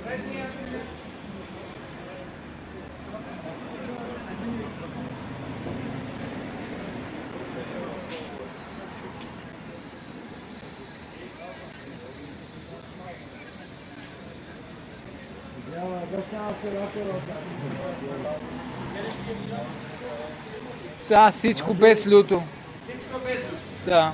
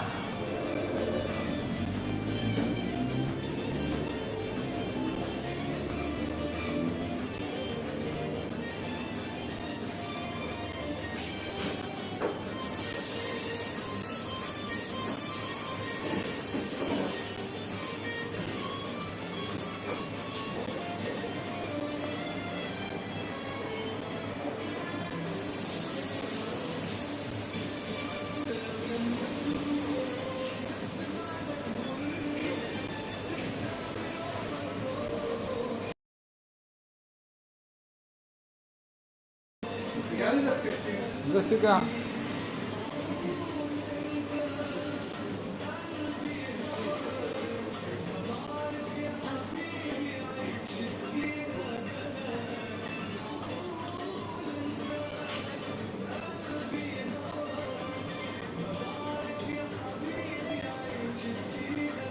Sì, ciao, lека вечер. Карай, ау! Карай! Карай себе! Разбираш ли? Карай!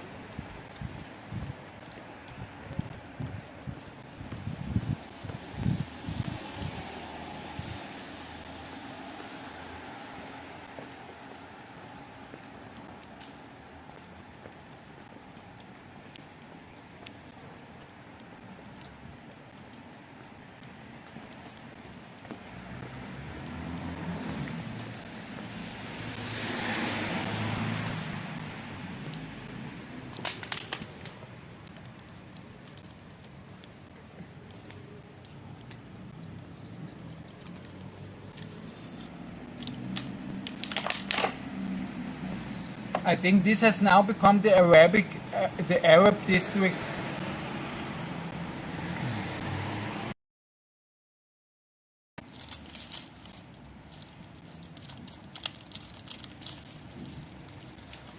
Can you tell me, is the sound out of sync?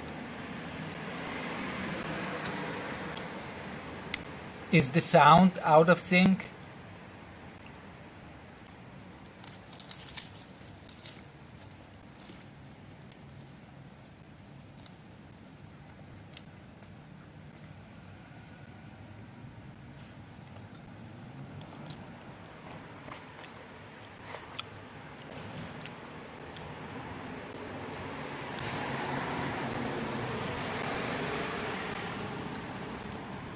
If there is problems with the sound,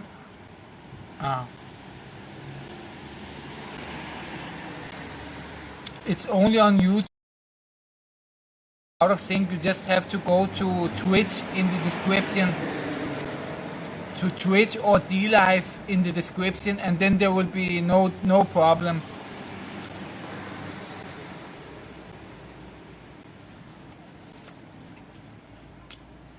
The problem is only on YouTube, so if somebody on YouTube, if the sound is out of sync, you can just go to Twitch or DLive in the description, and then there will be no problems.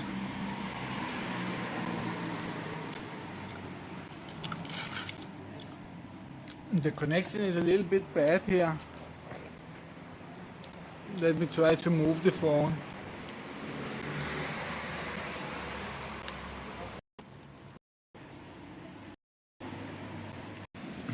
Five Bulgarian lever.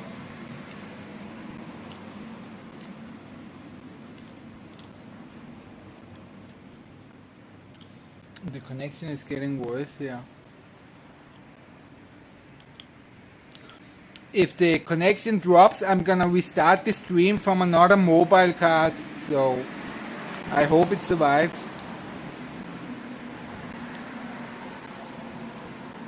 So this tuner, it costs 5 lever.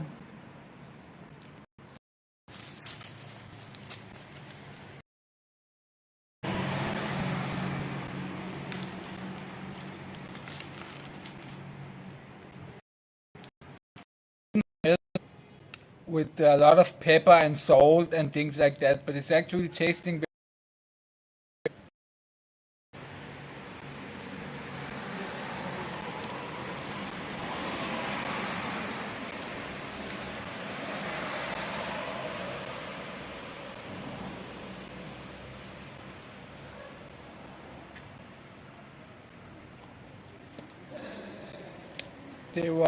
He didn't look like an Arab, but he was Arab, like Arabic music.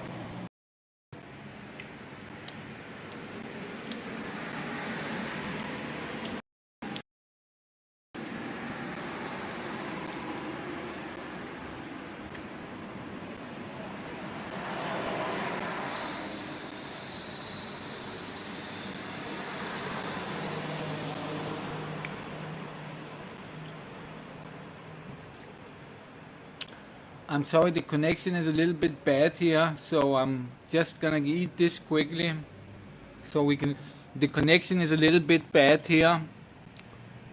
I'm right at the police station.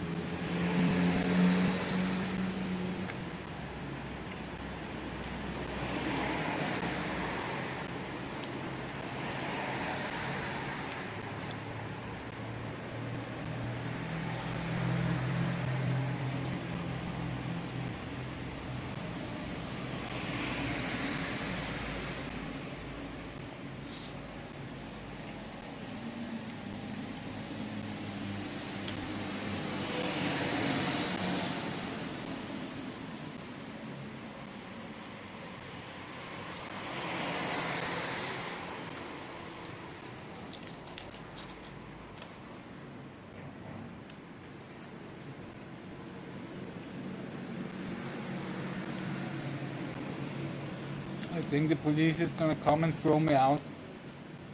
I can see them by my inside walking around.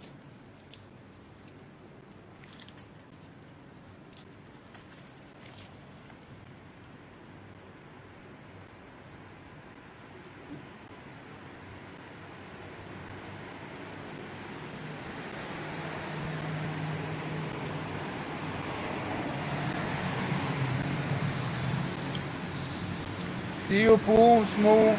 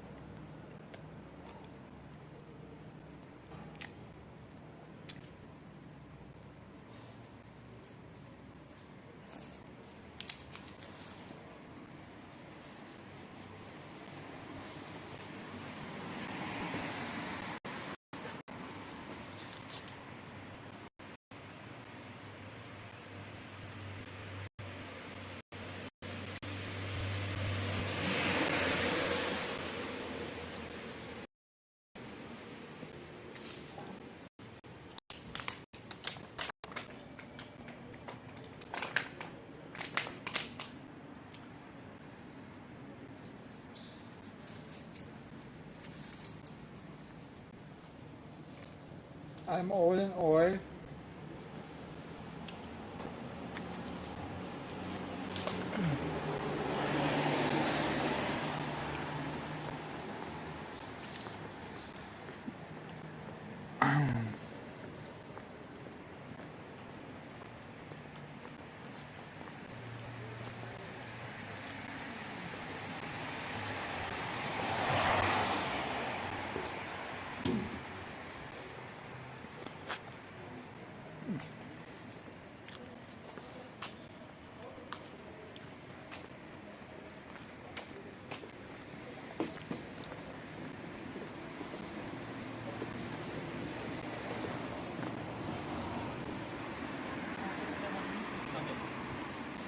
Soil.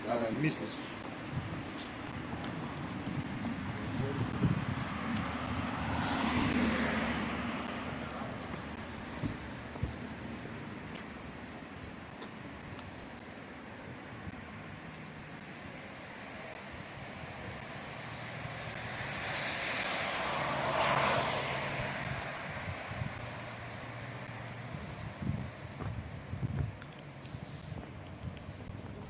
So how is it now? Is the sound in sync or is it out of sync? On YouTube. It's on YouTube, I'm asking. If the sound is out of sync, you know, if the sound comes first and the picture afterwards, then just go to Twitch in the description and then the sound will be okay. It's only a problem in YouTube sometimes. Okay, great.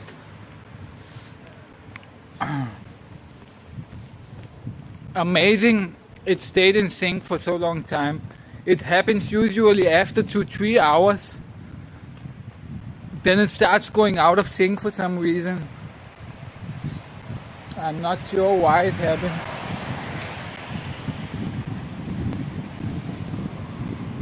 There was dinners here too. This is where I should have eaten yesterday. I didn't know there were so many dinners here. It's good the Arabs came here to make all these dinner shops here.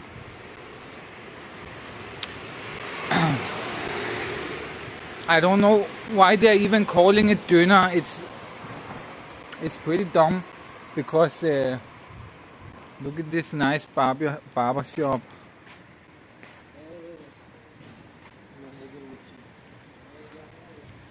But I don't know why they're calling it dinner, because Arabs, you know, in Denmark it's called shawarma. Shawarma is the Arab word for dinner. But when they come here, you know, people only know what dinner is, so they just name it dinner also. But actually, in Arabic, it's called shawarma. So in Denmark, they use the Arabic word, they call it shawarma. But maybe because Bulgaria is closer to Turkey, so people are used to calling it dinner here.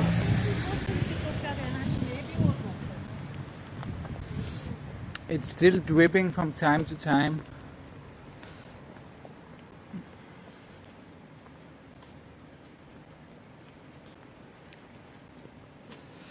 Yeah, the pizza slices were okay. They weren't amazing. There are other places where they have much better, you know. They were a little too thick for my taste. It was like eating at Pizza Hut. So in Pizza Hut they have these very thick pizzas. And it's almost like you're eating bread, you know, a half a bread with the pizza. And it was the same yesterday, but it tasted good, you know. The ingredients were good. But it was a little too thick for my taste, but at least it tasted good, so... But it wasn't amazing, you know, it wasn't something amazing. I have had amazing $1 pizza slices, but that weren't the case yesterday.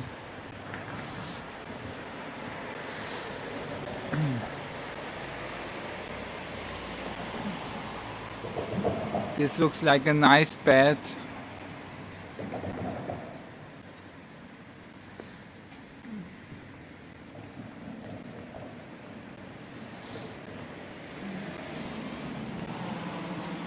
There is this place here I want to go to. It's kind of expensive, you know, 20 lever they want you to let you in. But I don't know if they will let me film. The Museum of Illusions, it's called. It's some new museum here. It's a private museum, and there's all kinds of illusions inside.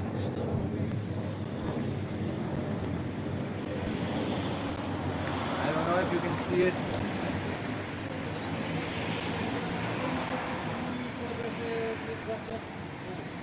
So inside it, you go around. There's these kind of rooms where it's like maybe some rooms you feel like you are upside down and things like that. And they also sell some, you know, kind of illusion things.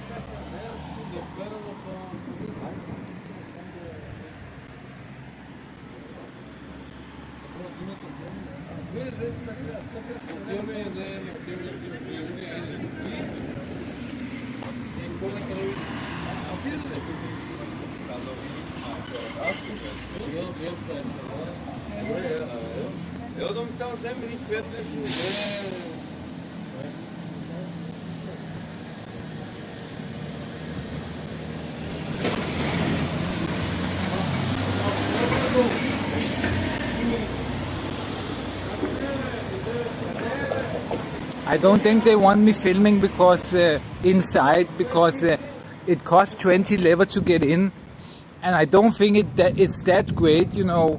But and they don't want to spoil the secret, you know, how boring it is inside. So if I go in and film, you know, they won't allow it.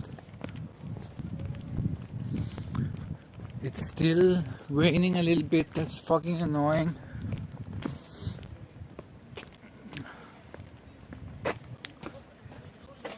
Let me stand under this bus stop for a little while. So this is the mosque here in Sofia.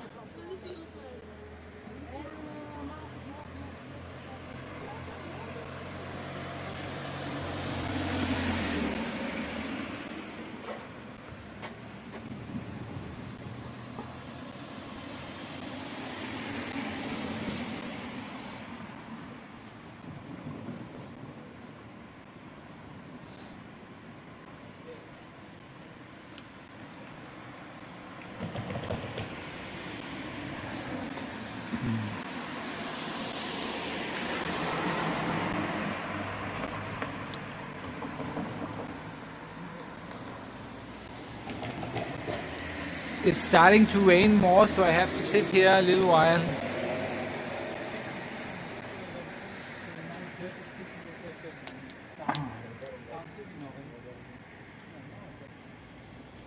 Yeah, we'll go to the protest street afterwards. There's not going to be anyone left, but I have to go that way anyway, so...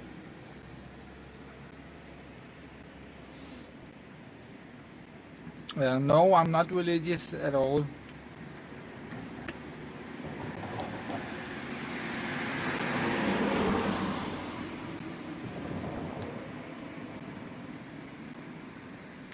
I believe in computers and technology. You know, computers and technology, they have almost excelled what God can do. You know, computers and technology, they are beyond any imagination that God could have created. You know, they are more godlike, you know, than God himself, according to me.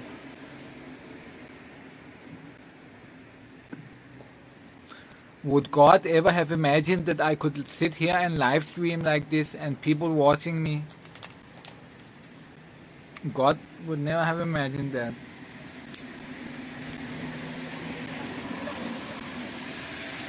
And you know, AI and things like that, you know, AI, it's gonna be smarter than God, you know, ever, you know, could have been. You know, AI is gonna prove that there is no God one day, you know. Why satisfaction? Are you religious? Are you getting your feelings hurt from this? Do you believe that there is a God upstairs and he is managing us down here? I used to believe in God too, you know. I have went to church and things like that, but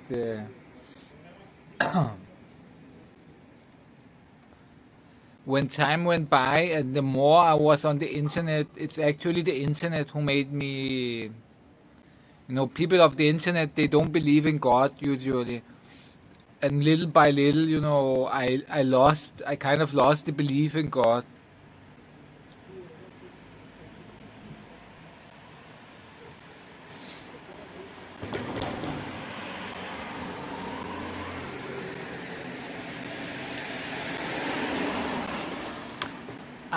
But you know, I don't dismiss God 100%. So I'm not an anti God. You know, for example, I believe in karma. You know, karma is something godlike. So if karma is real, you know, there must be some kind of God in some way. But God had nothing to do with the Bible or the Quran or the Jewish book, you know. That's nothing. That's not God. God is just a word we gave to all of this, you know, karma and all of these things. So I believe that there is something, you know, out there, but it's not in a human form. It's not in any form, you know. It's something that we are not able to explain. You know, we are not even able to explain it. So in that sense, I kind of believe in God, you know, but I don't believe in any of the religions as such.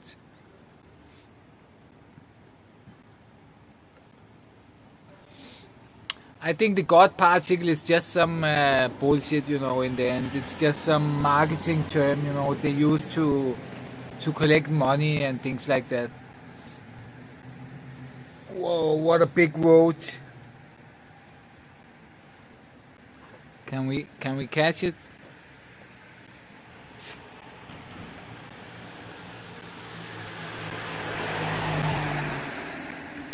Shit. It's gone. I hope it didn't climb up in my pants.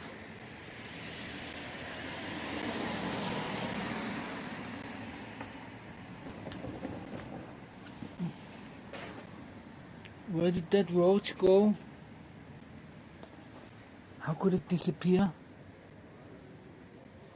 I really hope it didn't climb up in my pants. I'm really scared of roaches.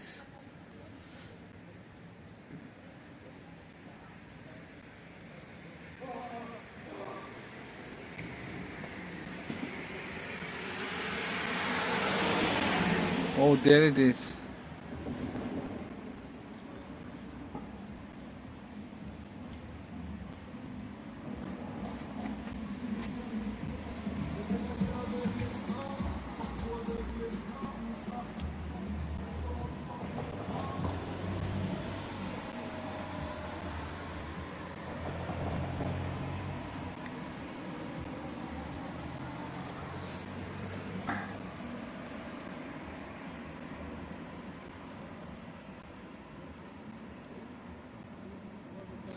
Yeah, I actually believe in flat earth myself, you know, a little bit.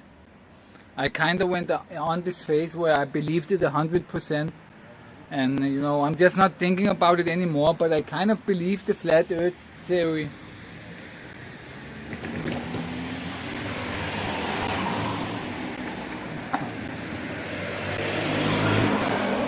So one of the ways you can prove that earth is flat, I can actually prove it to you right now that the earth is flat. Let me prove to you that the earth is flat. Look, look. Can you see why the earth is flat? This bottle right here, this is the proof that the earth is flat. Can you see why?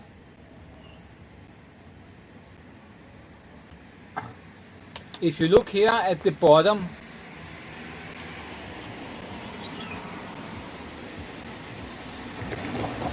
if you look at the bottom here, you can see here at the end of the bottle, you can see that the end, you know, it goes down more, you know, the end, you know, here. Oh, let me show it to you better. Let me hold it. So the proof that the earth is flat here. Oh shit. Let me just put this down.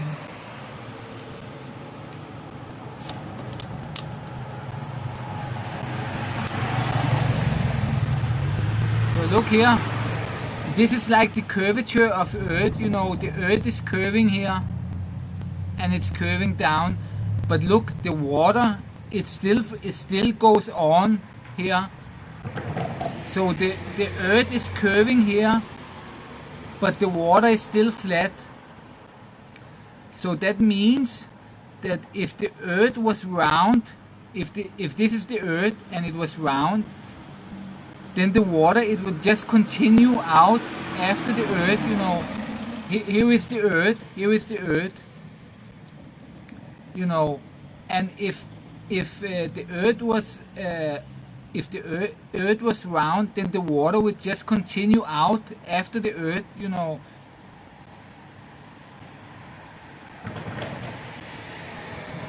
So that is kind of a proof that the Earth is flat, because the water is always level, you know. So even though the bottle is curving, then the water here is still level. So it's not possible that the Earth is round, because if it was round, then the water would just continue outside of the Earth. The water does never bend. You know, the water never bends. It's always flat. So that's a big proof, you know, that the Earth is actually flat.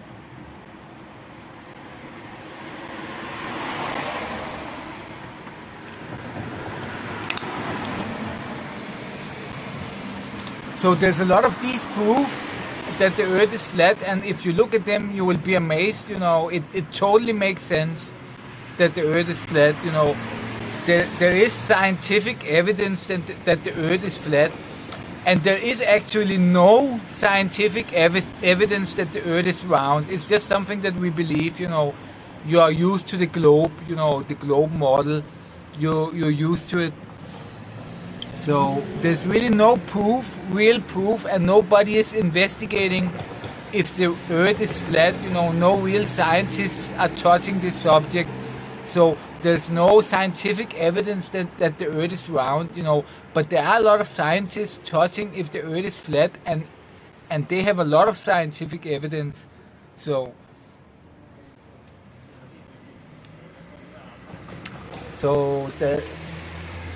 it makes sense that it's flat. I just stopped thinking about it because it kind of doesn't change anything, and it makes you crazy, and people think you are crazy if you start talking about it, you know. But I went deep into the flat Earth, and I really started, you know, and when you start to try to convince people, most of them, a couple of them, they find it interesting, you know, but most of I did what everybody who believes in flat Earth does, you know.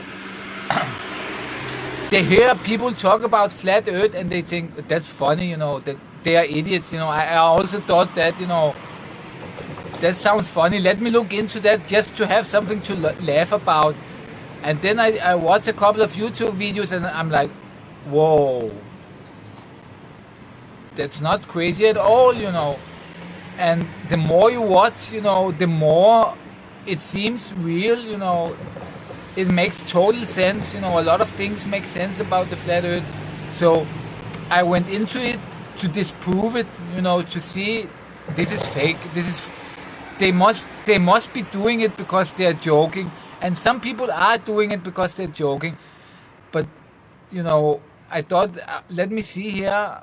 It must be some kind of joke, you know. Let me watch it to disprove it, you know, to have something to laugh about. And it actually convinced me, you know. And if you start looking into it to disprove it, it's actually gonna convince you that the Earth is flat. It is the mother of all conspiracies. And the good thing about it, if you can convince people that the Earth is flat, then you will change their perception of everything.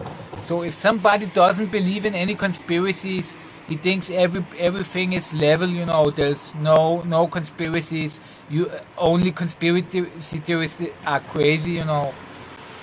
If you want to change their perception of the world, if you manage to prove to them not proof, but beyond a reasonable doubt, or at least rock their belief that the earth is round.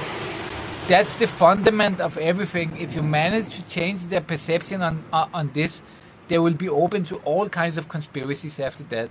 So if you have someone and he annoys you because he's not open to any conspiracies, then try to convince him about flat earth, and then you will be able to convince him about a lot of other things.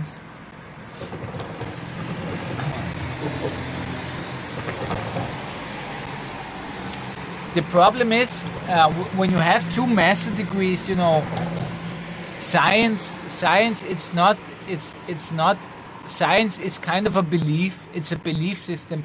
You get trained by the system for the scientific method,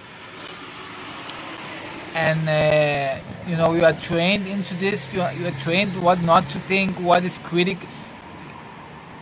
Your mind is kind of formed by the scientific system, so it becomes kind of a belief system. It's a belief like a religion, or like the earth is flat or the earth is round. Science is also kind of a belief system, A lot of times, most of the times it works, science is good and all that.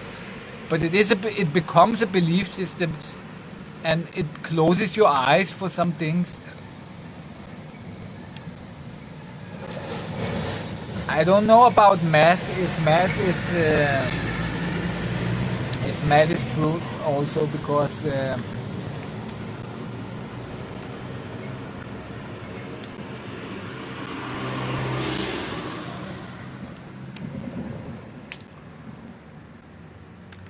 maybe there's more truth to math than science, I don't know, but math is also flawed. It could be flawed, there could be flaws in it, They discover flaws in mathematical things all the time, So, for example, in encryption and things like that, they discover mathematical flaws all the time. So math, there could be some flaws with it. For example, the number of pi, with pi, they have a belief that this and this and this, but there might be some flaws in it, so math is not perfect either,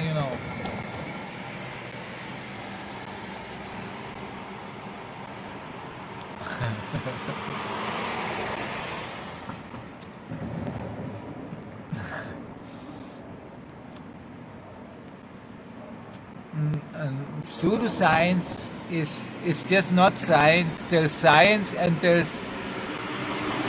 not science. But for example, my mother, she worked with science all her life. She's in the science community, and she don't even believe in science that much because she have seen things. She have seen how science fakes things. Science is very flawed. It's very flawed, and if you start believing in something, like if you start believing this is scientifically proven, then it becomes a belief. They tell you this is scientifically proven. There is a paper on it, and the paper is vetted. It's been what is it called? It's been I don't remember what they call it, but when other scientists check the paper also, and they consider this fact, then it's fact, then it's scientifically proven, but it's being faked all the time. Scientific results are being faked all the time, so science it's very flawed.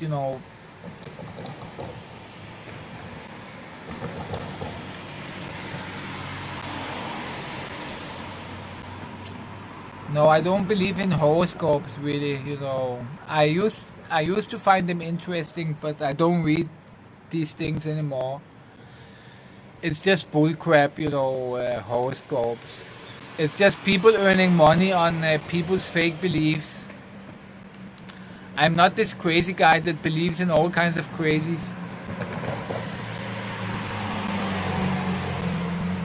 But I do believe in a lot of crazy things, but I don't fall for all that. I am very critical of everything. I'm very critical of science, but also of pseudoscience. So I am critical of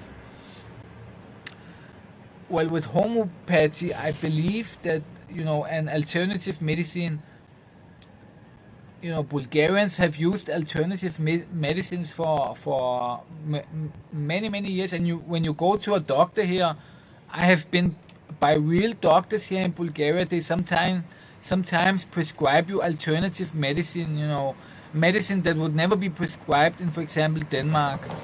So alternative medicine is real. Homeopathy, I'm a little critical about it, but I don't dismiss it completely. But I am, a lot of it is also, fake, much of the homeopathy. But there could be some of it that's real, The idea behind it is actually pretty interesting, how it works, It's pretty interesting if you look into how it works and why they mean it works, why they think it works. It's actually a pretty interesting idea, and it is plausible. It is a plausible idea, but there are a lot of people that are using it to earn money, and they fake that it works, but some of it could work, I think. But I am also critical about it because I see the same things that the medicine industry does, the same things that the big pharma does, big homeopathy does too. They also have huge organizations, homeopathy. They have a lot of lobbyists in the EU because France and Germany, they make most of the homeopathic medicine in the world. They make a lot, they have big homeopathy pharma companies in Germany and France. So they also have lobbyists in the EU and things like that to not get it banned. So they are also like big pharma in many ways. Big pharma, they lie all the time and they fake their scientific results all the time. And the same with big homeopathy. That doesn't mean that all pharma is fake, and it doesn't mean that all homeopathy is fake, but there are a lot of it that is fake, and that is not really that believable.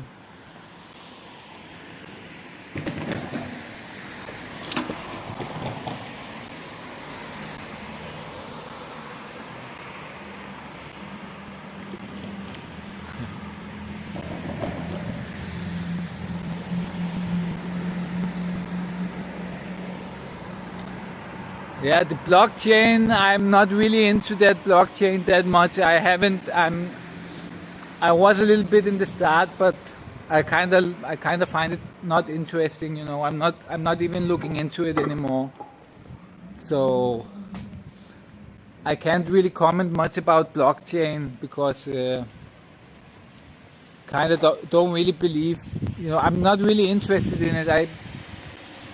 I don't know if I think it's a scam all in all, but I don't trust it, I don't trust it at all. So I'm not really interested in it at all, actually, the blockchains and the cryptocurrency. They are a little bit interesting, but I'm not using any time on it at all. I'm not researching anything related to it. But COVID, that's really interesting, COVID. So is COVID fake? Isn't it fake? I believe that it's probably real. There is this kind of flu-like corona.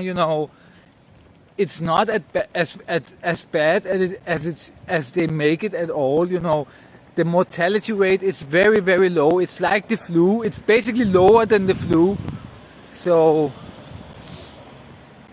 they have blown this out of proportion totally, and they did it because a lot of people are earning big money on it.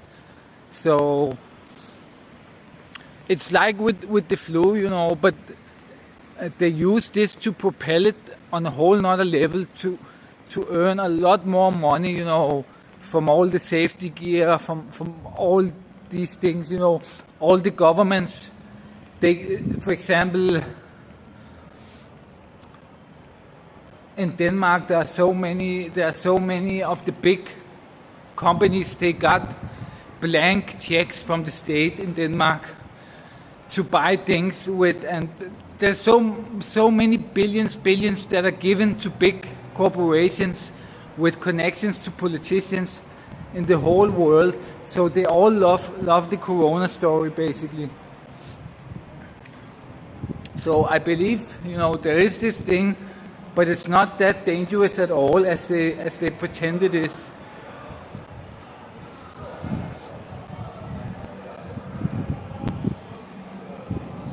I think I have seen that Novodopoznanie. I have seen one of them or two of them, and yes, it is pretty interesting, but I haven't seen that many.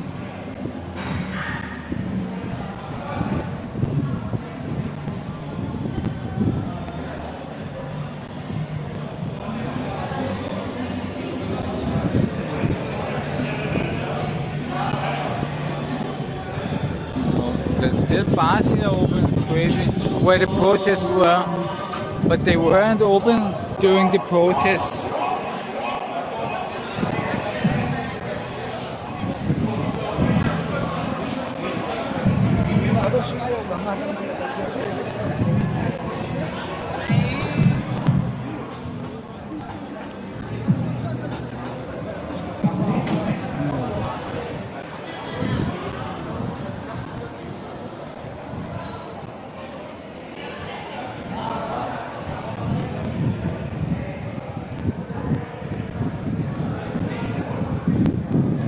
So there's no protesters left, there's no police.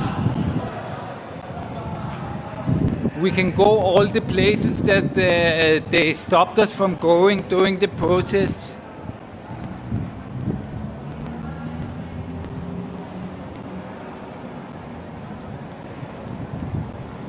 There are a lot of these Mason agents for disinformation.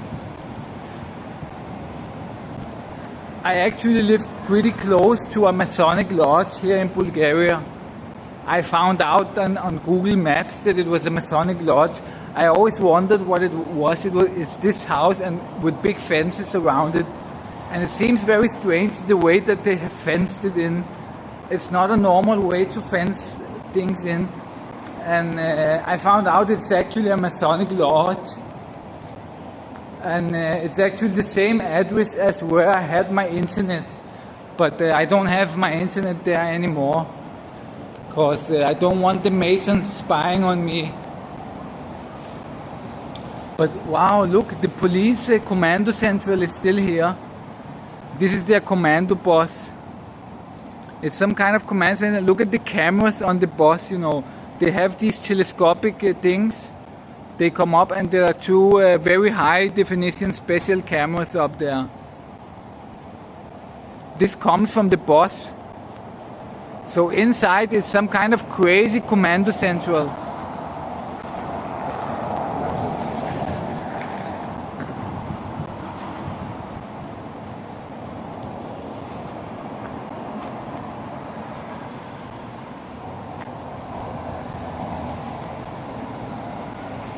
Is it raining? Is it not raining?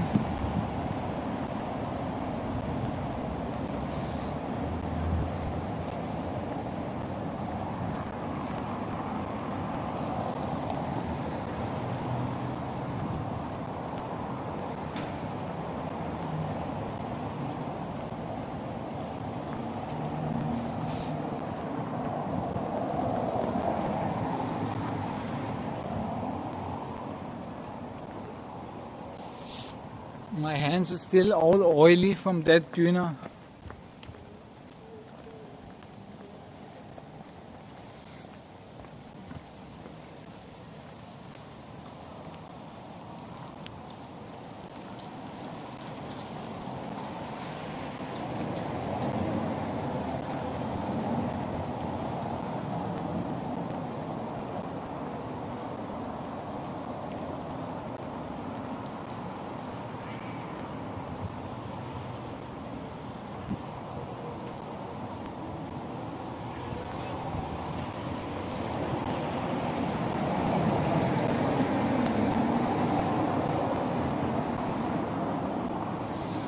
It's kind of annoying. It's dripping a little bit. I'm not sure if it will get bigger or smaller.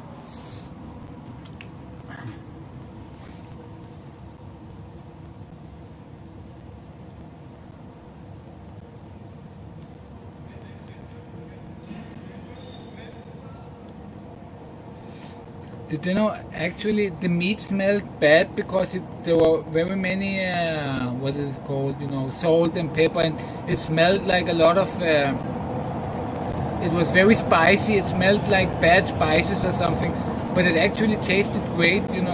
I bought one of these with the cow meat, and they're very hard to find in Bulgaria with cow meat. Normally in Bulgaria they only sell chicken dinners.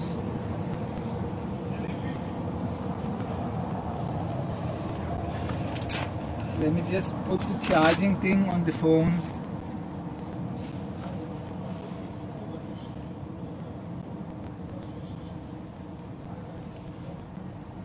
Ta-da!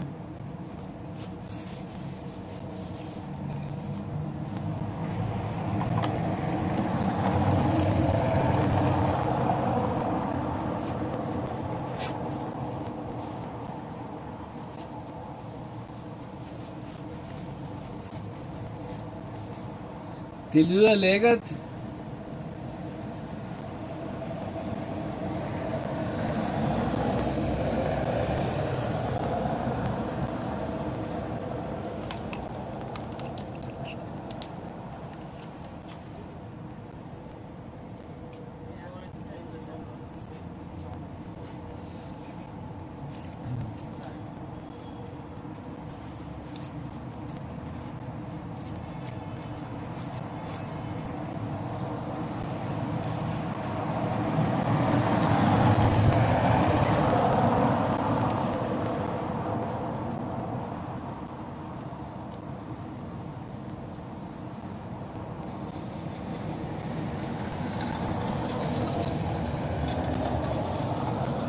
In Denmark, they almost don't have chicken. The chicken dinners in Denmark are more expensive than the beef dinners for some reason. So it's pretty strange. In Denmark, it's the opposite. The beef is cheaper. They have a lot of beef. Bulgaria, they don't have a big tradition with beef, so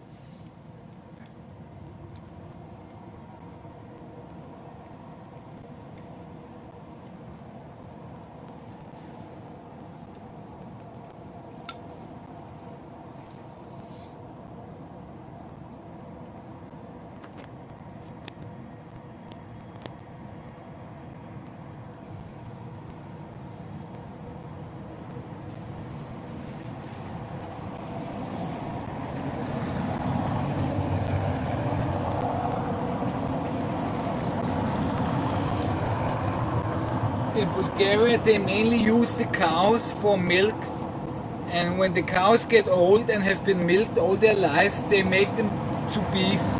So there's not a lot of beef in Bulgaria. Yeah, it was really greasy. My hands are still kind of feeling greasy.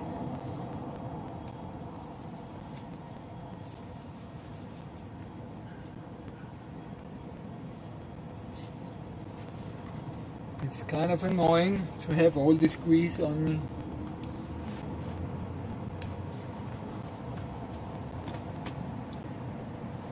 I kind of lost my water somewhere. Fuck it.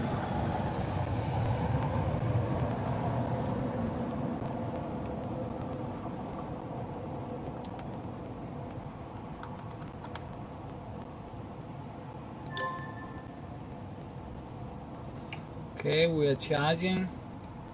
Problem is when I start charging, the cord, it kind of sometimes make the gimbal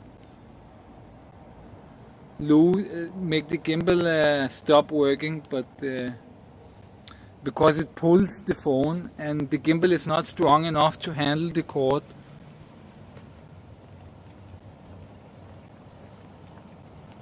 Yeah, I also always use paper to clean grease from pans. It's much easier to clean it with paper first.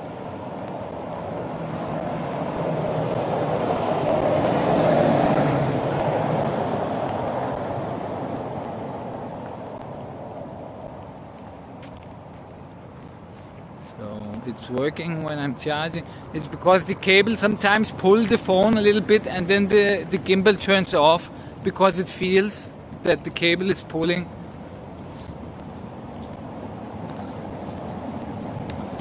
So luckily my phone it can stream for like 5-6 hours without charging. So but I have 4 power banks, so I could go on all night if I had to.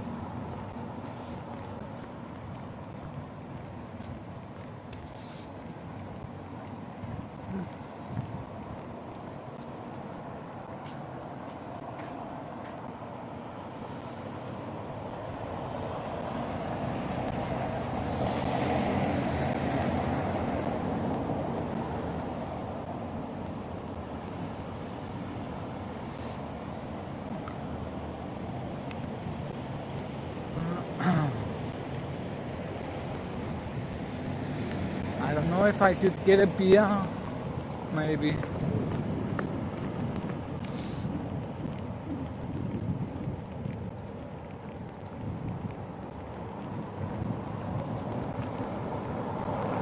I want to buy a new phone, so I'm waiting for a phone. I hope it comes to Europe. Redmi 10X 5G. It's very good, you know. The quality will be even better because I will be able to stream at like 1080p with crazy resolution, even 4K if I want. And it has a very good camera, 48 megapixels. So the quality will improve. I'm waiting for it to come to Europe because it's very cheap. And it costs around $200 only. And it's really good, you know.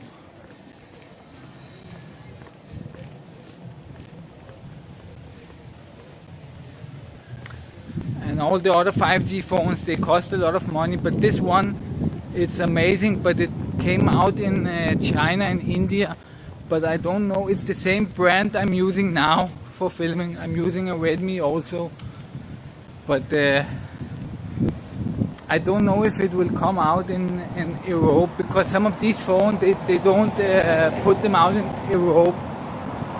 But if it does, I'm buying it as soon as it comes, or else I'm gonna wait a couple of months more until there is, you know, a cheaper 5G phone, and I'm gonna buy it. You know, even though we don't have 5G, you know, it will come eventually, and I might as well get such a phone.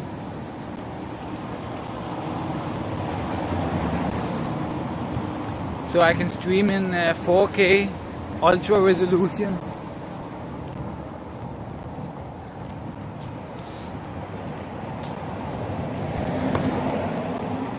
One of the good things about the chat being there is you can also just watch it in full screen, you know, and you can still see the chat. But the reason I put the chat there is if it goes out of sync again, then I'm deleting the VOD from YouTube and I'm uploading it from Twitch, and we will not lose the chat because it will be on screen. So that's one of the annoying things, you know, when you re-upload a VOD from Twitch, then you will lose the chat. But the chat sometimes is because I speak a lot, so if you don't have the chat, I just sound like an idiot just speaking. So the chat is pretty important to have.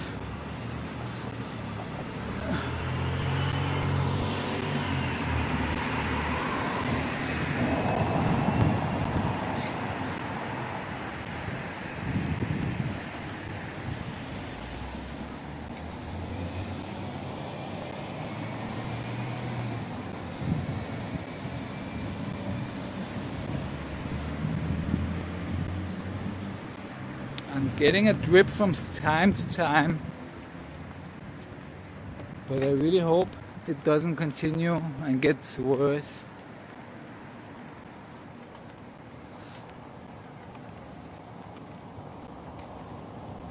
Yeah, the bars, they are open to like 4 or 5 o'clock, especially on Friday like today. But I thought that some of them had to close down, but maybe it was only in Sunny Beach, because I remember there was some news about from Denmark that Danes had just arrived in Sunny Beach last week, and then the government demanded that all bars close down. So now all these Danes came to Sunny Beach, but there are no bars. So it's pretty funny. But they are not mad, you know, they are saying we're just gonna drink outside. And it's gonna be funny anyway. But I know they banned the bars in Sunny Beach. So it's kinda strange that they are open here and people are not wearing masks or anything.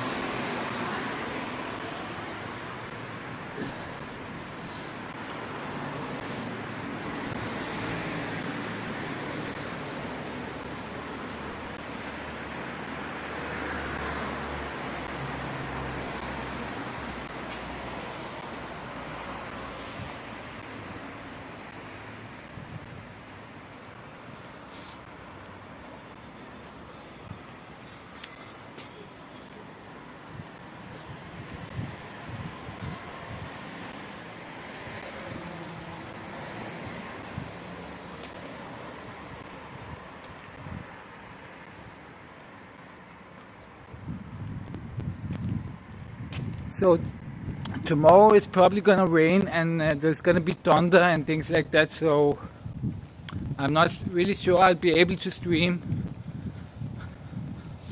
So unfortunately I might not go out tomorrow. Maybe if I find, but it's not gonna work with an umbrella because it's not gonna be good enough. It's gonna get rain. Also, I have to protect my backpack with the power bank from water also, and the umbrella will not be able to protect it all. So I'm probably not going to be streaming until Monday, where it clears up. I think on Monday it's going to clear up. It's kind of unfortunate because the protests were gaining momentum, and then some rain is going to kill it off. It's gonna kill it off for sure, you know, at least for a couple of days. Let's hope that the people are not do not lose all interest after that. Because I am also getting a lot, you know, I love these protests because I'm getting a lot of viewers. I usually don't get this many viewers. So the protests are very good to me. I get a lot of subscribers. I almost, in these days, from the protest started, I have almost close to doubled my subscribers. So I'm close to doubling my subscribers. And it never went so fast, you know, it always went very slow. I gain 5 subscribers, I lose 2. And, you know, gain 3, lose 1. And, you know, it went very slow. But these days it's just exploded because of these protests. So the protests are very nice to me. So I hope they keep going.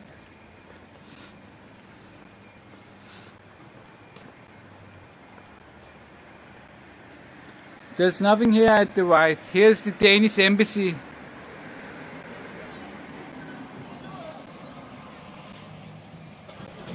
Danish flag.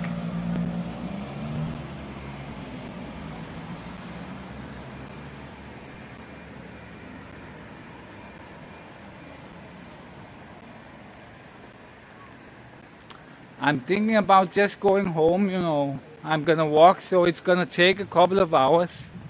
Something interesting might happen, who knows. I'm gonna get a beer now at a shop, and I'm probably gonna head home, you know, but it's gonna take like an hour and a half, 2 hours at least, so I'm not gonna end it soon, you know. We still a couple of hours of ending the stream.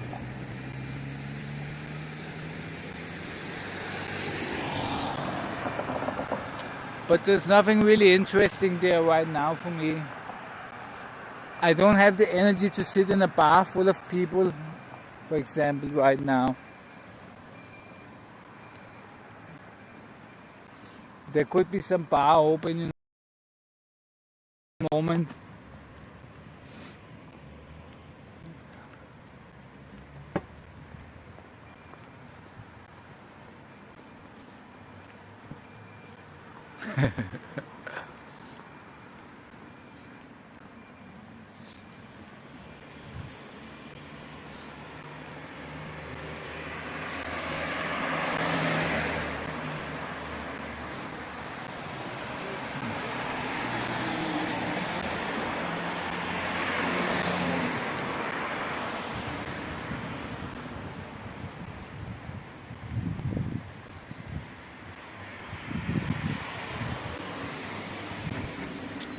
No, Danish media have not said one word about the protest. I haven't seen anything from Danish media. So the Danish media is totally controlled. You know, the Danish media is owned by two companies. All the Danish media is basically owned by two. Actually, there are three companies, but the third one, it's kind of region specific. But most of the media is owned by two companies in Denmark, so it's pretty controlled, you know, it's Illuminati and all that.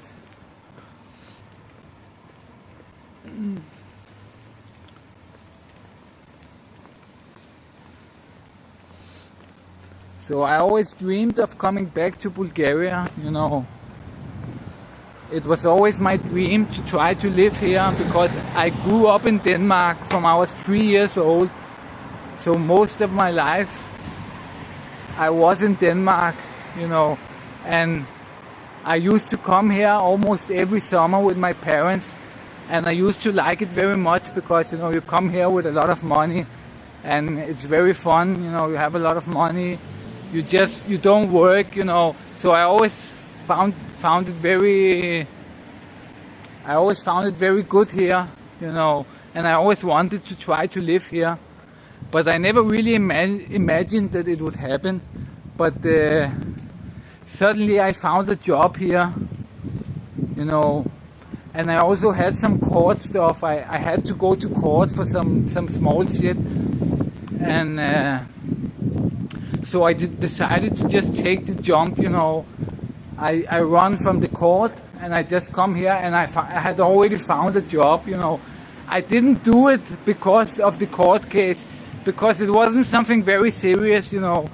But it kind of also helped me in this direction, because then I just thought, fuck it, you know, I'm just doing it. So the court case wasn't a big problem, you know, but you know, I found a job here, and 3 is the court case, you know. That was the smallest thing that pushed me, you know. It wasn't like I had to do it to run away, but it was part of the deciding factor.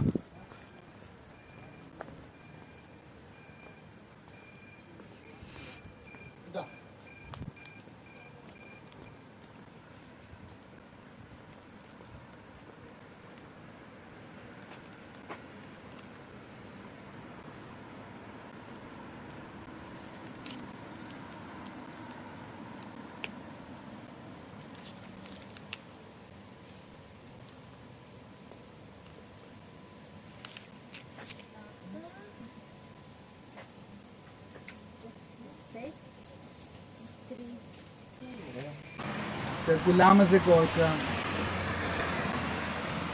А? Да, кен се голямо. What did I say? What the fuck did I say?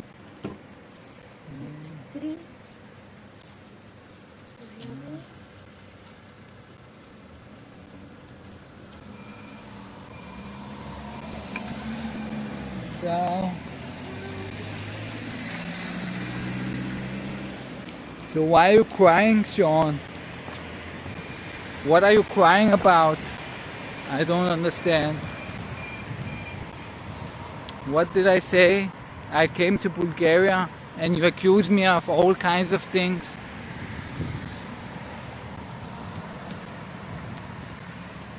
You know, Sean, I am actually half a Semite, you know.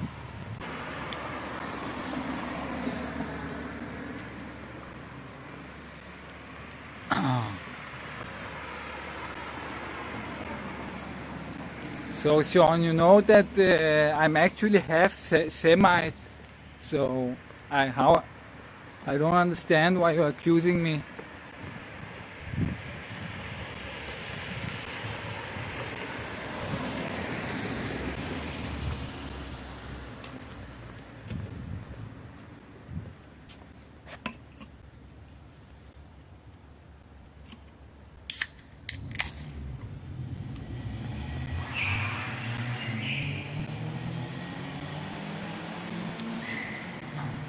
So what Nazi stuff did I say?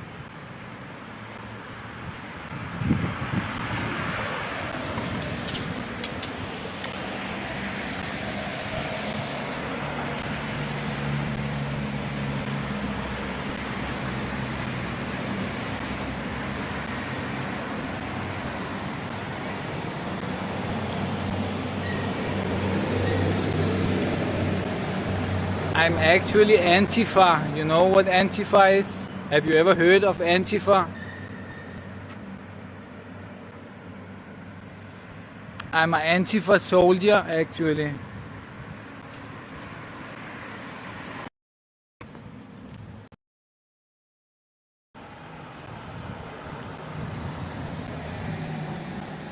So you have a problem with the anti-fascists?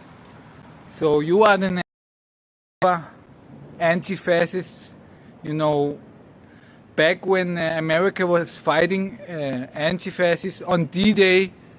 Do you remember D-Day?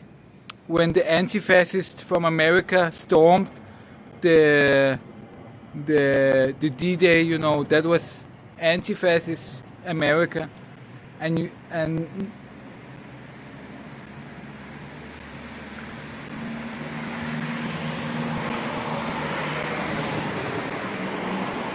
anti-SA are in.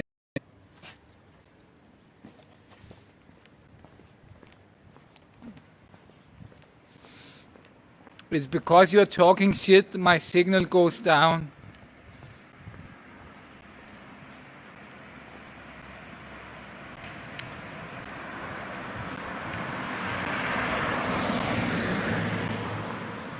I'm gonna change my SIM card, my internet connection to the other SIM card.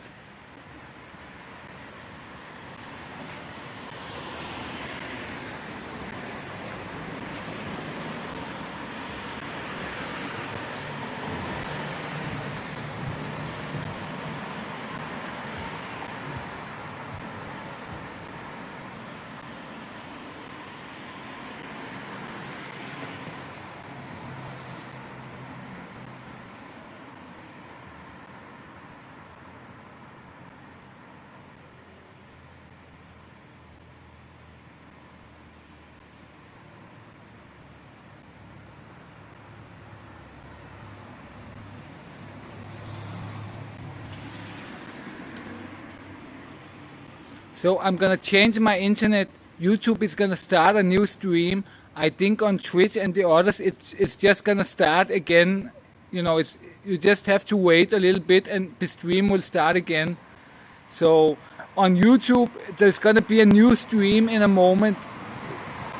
So I'm gonna change the connection because the other one is better now when there's no protest. So hang on for a moment, and if you're on YouTube, then just refresh in a couple of moments, and then there will be a new stream.